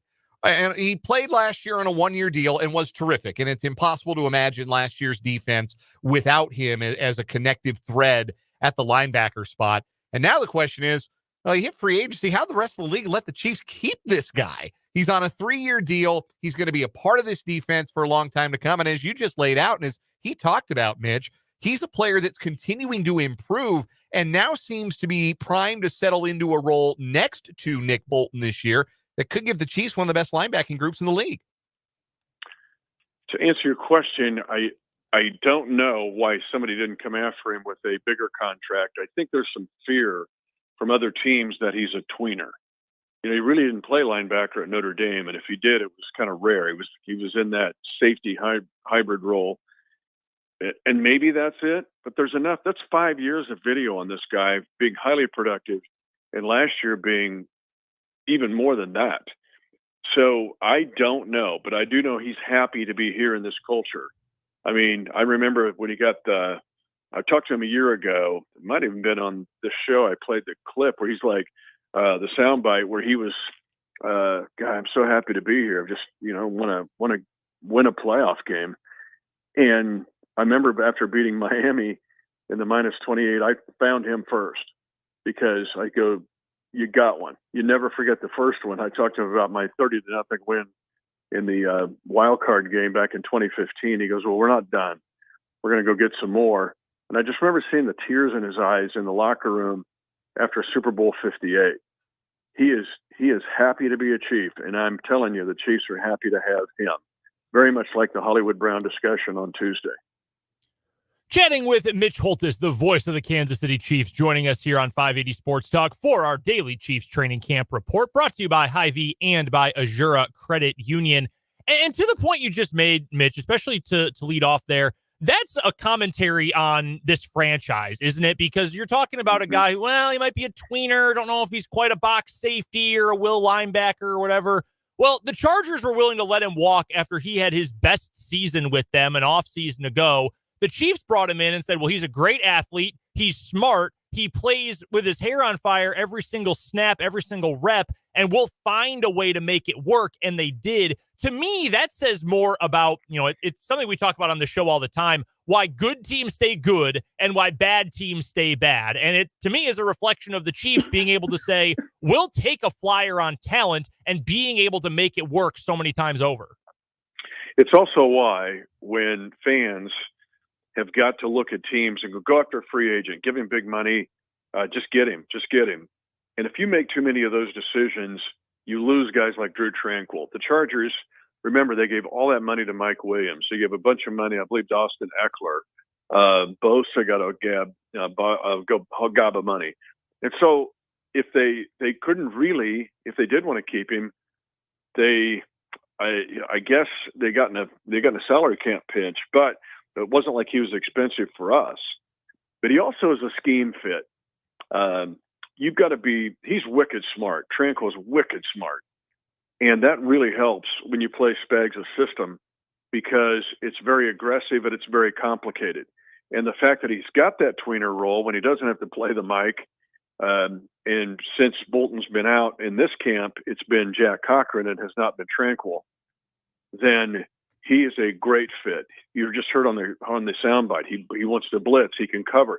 He covered Kelsey the other day on a deep wheel route at about 25 yards and stayed with him step for step and knocked it down. Then he got in Kelsey's face, which Kelsey didn't like it. But then he covered Pacheco. Then he picks up Pacheco and blows him up on a blitz package and got him Pacheco's face on that. Then he plays the run in 9-on-7. So, I mean, you seeing his hair's on fire, it definitely is that. I'm just excited about him. I think if he stays healthy, you're going to see plays every week all over the field. And talking about the intelligence factor, too, and obviously, God forbid anything ever happens to Nick Bolton and he misses a prolonged period of time like he missed this past season. But when you've got a guy in Tranquil who can move inside a little bit more, he can play the weak side, you can do pretty much anything you want with him in that second level. I have to imagine that makes things a lot more comfortable and a lot less anxious for Steve Spagnuolo, knowing that there's some flexibility that, hey, maybe we're down Chanel for a game or we're down Bolton for a game. We can put Drew Tranquil anywhere, and this defense isn't going to miss a step. Yeah, I think for a game would be the key prepositional phrase here. I don't think they want to put him in there for 8 games again. Sure. Now, what he might do, and you want your Mike Backer to be your green dot. Remember, there's one guy that can have radio transmission to an offense, and that's Bolt usually. Now, Drew did it last year when he was the Mike, but he's even a guy that could play on the outside position or play nickel because he is out there on nickel. And so he's kind of both inside and outside. He's shading like in the B gap. He could be a guy that could be the green dot if Bolton is out. That is valuable for Spagnuolo because Spags knows that he can give every bark any instruction and call to Tranquil, and he's going to get it right. So, yes, it's insurance in that regard, but I think Tranquil's about ready to separate himself. Again, if everybody's up and healthy, that he's going to separate himself in that kind of outside backer role or nickel backer role to be, some people will start to see him as a star. Mitch Holthus joining us, the voice of the Kansas City Chiefs, for a training camp report brought to us by Hy-Vee and by Azura Credit Union. You talk about that outside role, the will linebacker, if you will, in the Chiefs defense. It's a role that we saw Willie Gay play and play well in his time with the Chiefs before departing this offseason in free agency to New Orleans. What in particular does Tranquil bring to that role that you think either he's going to be an upgrade or he is going to upgrade as a player to really provide what the Chiefs need in that role next to Nick Bolton? Consistency with occasional explosiveness. Now, Willie Gay Jr. was mostly explosive, but he lacked consistency. If you go back and watch the first half of Super Bowl 57, the Eagles had him on roller skates. And there's times he'd blow coverage. Now, I'm not casting aspersions on him that he's a saint now because Willie Gay would make explosive plays. Think about his tip pass, pick 6 against the Denver Broncos a couple of years ago in Denver. And that's a play that is just created by a just superb, athletic, forceful defensive player.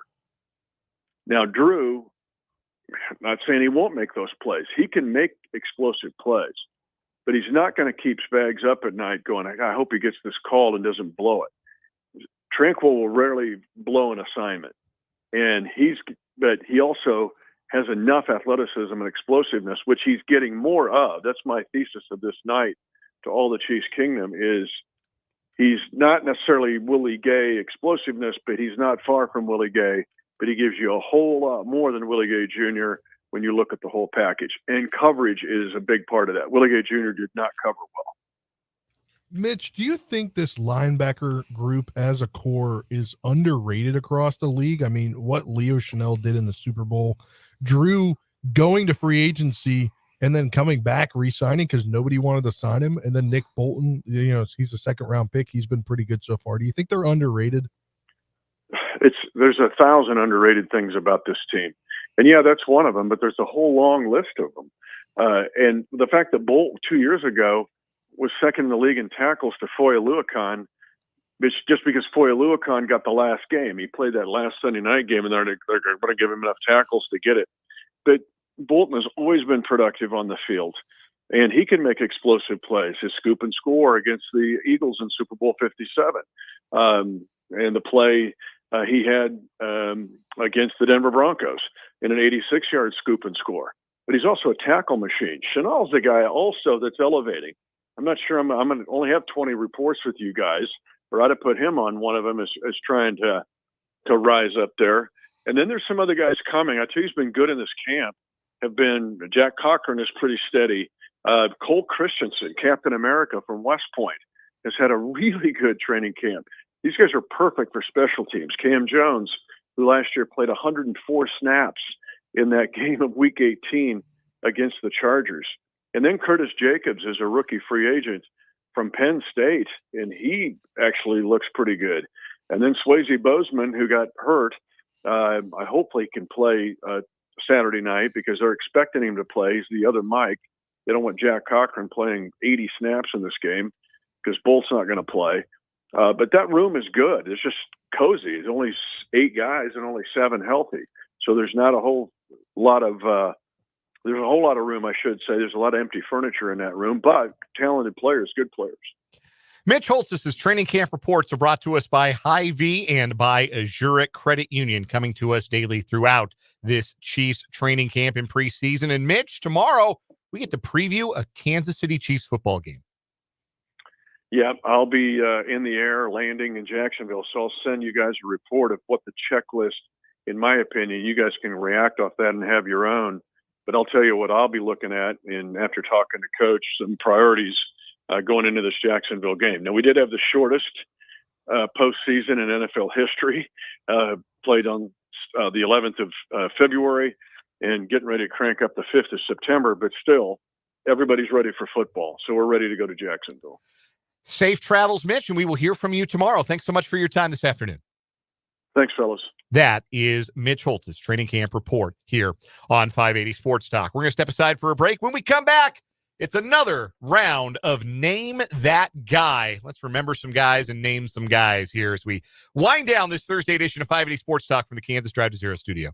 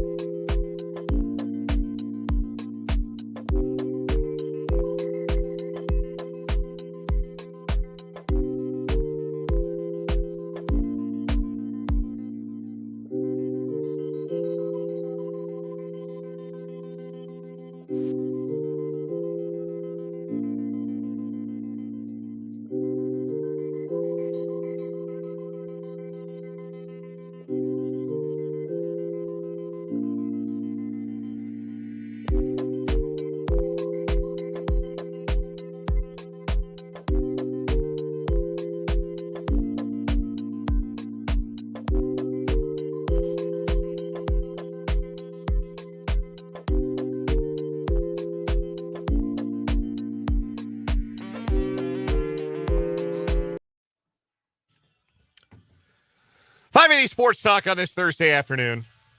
Dan, Brendan, Spencer, Trenton, gang's all here.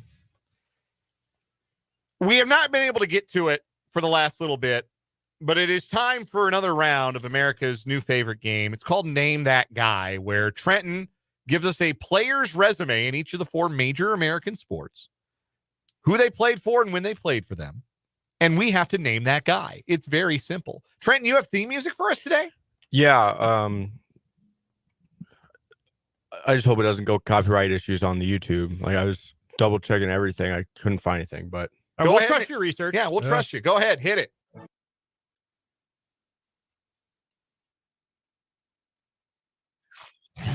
What is this? Quiz show Welcome as to- this. look, I want look. I feel like me and Paddington Bear are going on an adventure. Look, I wanted to play the final theme, like the Jeopardy final theme song, but that was copyrighted. And No, just like the IOC, they will come for you if yes, you play the Jeopardy so music. I wanted to play the final theme song when they're asking the final Jeopardy theme song. But from my research, that song, like the guy that made the song, Merv Griffin, ripped it off from that beat and everything. Okay. So to me, that was the next big thing, best thing. All right, so you got some voice to it or what? Richard Scary Busy Town ass There you music. go. All right, let's name some Name guys. that guy. Name that guy. Let's Anyway. name that guy. All right, if anyone doesn't remember, No cheating. the reigning champion is Dan Lucera after naming Satan. Miroslav Shatan. That's Shatan, right. yes. So we're going to start with the NFL here today. Denver Broncos, 2006 to 2009. The Miami Dolphins, 2010 to 2011. The Chicago Bears, 2012 to 2014. The Jets, 2015 to 2016. The Giants in 2017. The Seahawks in 2018. And the Saints in 2018. Brandon Marshall. I have That's my hand up correct. first for whatever it's worth. Call it a draw. That Brendan, is are you okay? Yeah, I opened up our show notes and I immediately saw Trenton unveiling his clues and I had to put my head down. So I didn't see them. Gotcha. Yeah. That's why I shut my Brandon laptop. Marshall, we'll call it a draw between Spencer and I. I had my hand up first. Spencer blurted it out first. We'll split the spoils. Yeah. Works for me. Fairest way to do it. All right, MLB. The Brewers in 2005.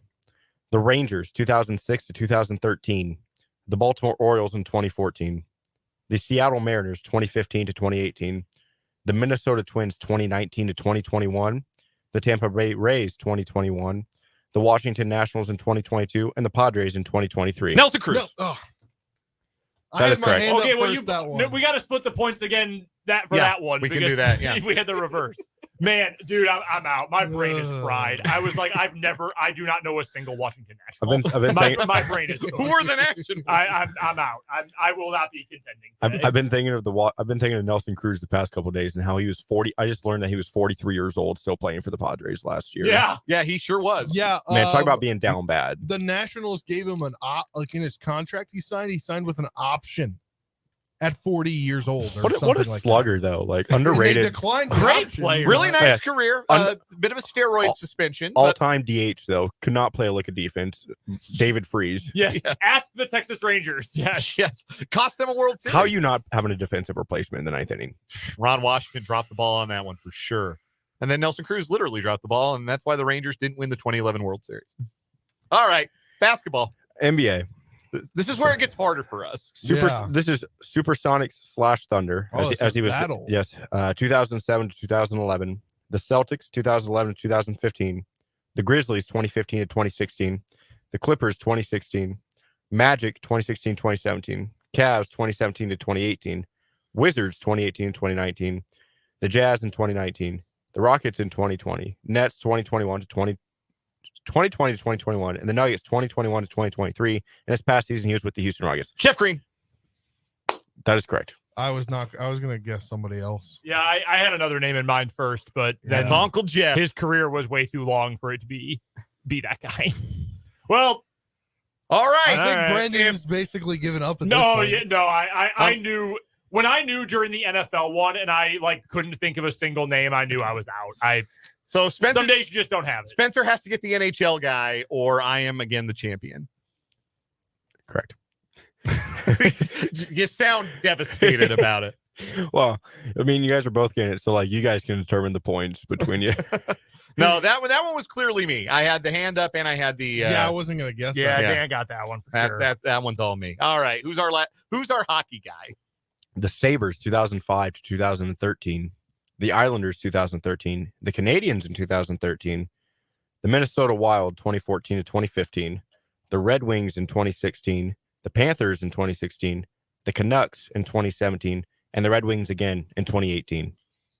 When he was, what year was he with Buffalo again? 05 to 2013. And then he went to the Islanders after that. Uh-huh. Yes. Yeah, man.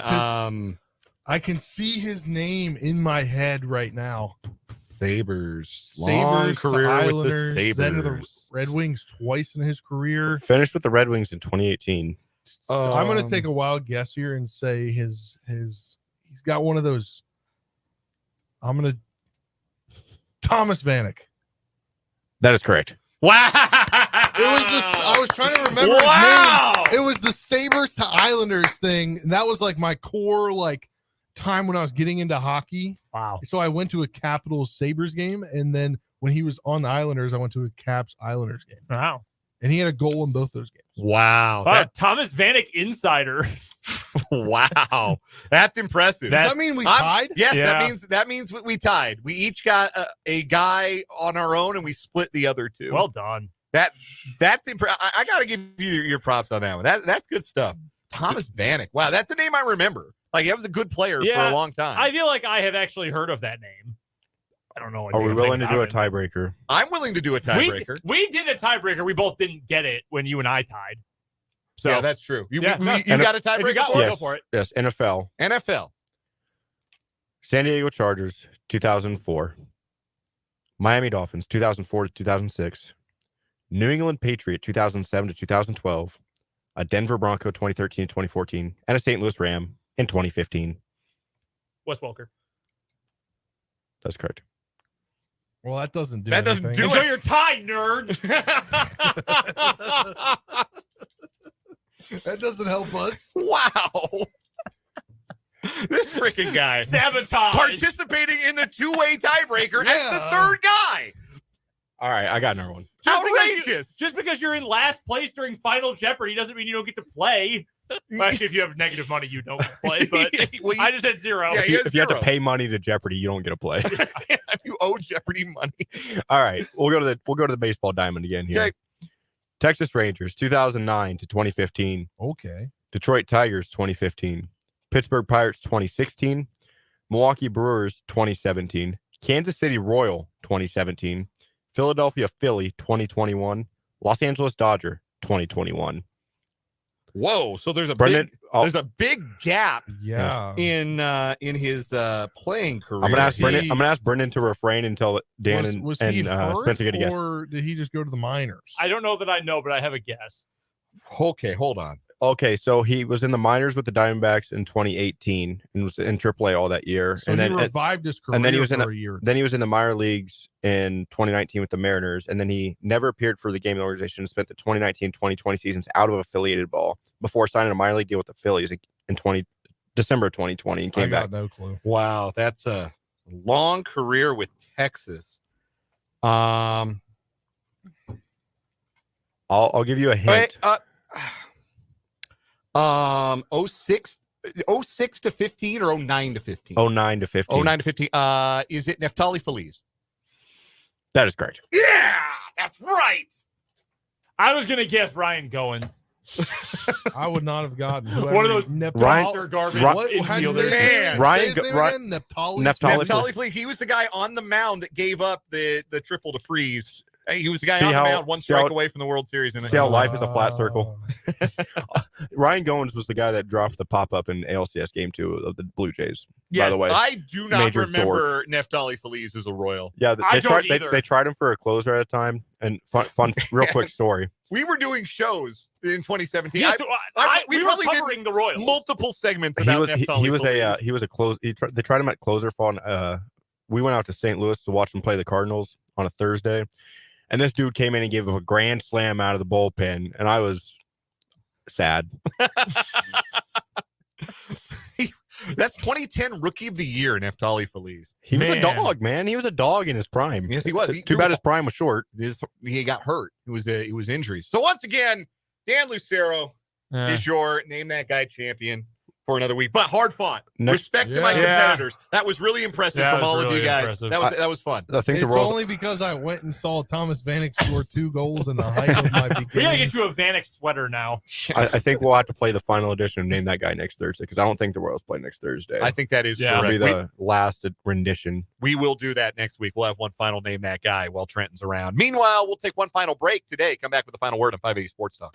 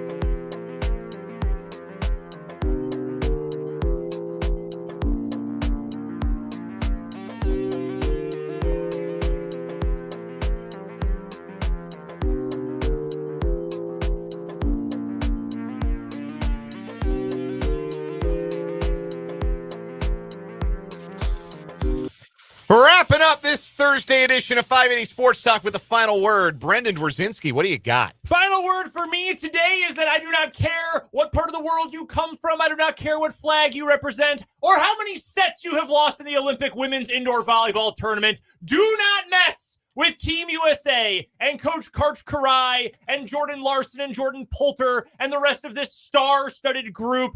Catherine Plummer was absolutely fantastic today. The whole group will be again on Sunday morning when they beat the Italians for their second consecutive Olympic gold medal. Spike the ball off the Italians. Yes, correct. Right in their face. Get the ball to the Italians. Blast them in the face! At high velocity. Give me the gold! Spencer Dupuis, what do you follow that?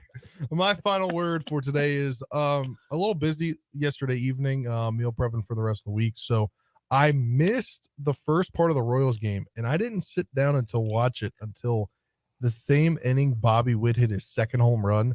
So I was sitting there, and I had my phone open on Instagram, and Bobby Witt Jr.'s first home run played at the same time he hit his second home run on my there was like home runception by Bobby Witt Jr. And I was like, Bobby freaking baseball AL MVP, hype me up with that. Final word for me. If you're going to the K Friday or Saturday to see the Royals and the Cardinals, I want to hear it rattle the rafters at Kauffman Stadium. I want to hear it shake that old decrepit concrete down from the roofs at Kauffman Stadium. MVP. MVP. I want to hear it every time Bobby Witt Jr. does anything. Let it be known and let it be heard, because you know what? They're not doing that in the Bronx. Get behind your guy, because Bobby Witt Jr. has a legit MVP case. We'll be on the air tomorrow from 2 to 6 for another edition of 580 Sports Talk. Until then, for Trenton, Brennan, and Spencer, I'm Dan from the Kansas Drive to Zero studio. Have a good one. We'll see you tomorrow.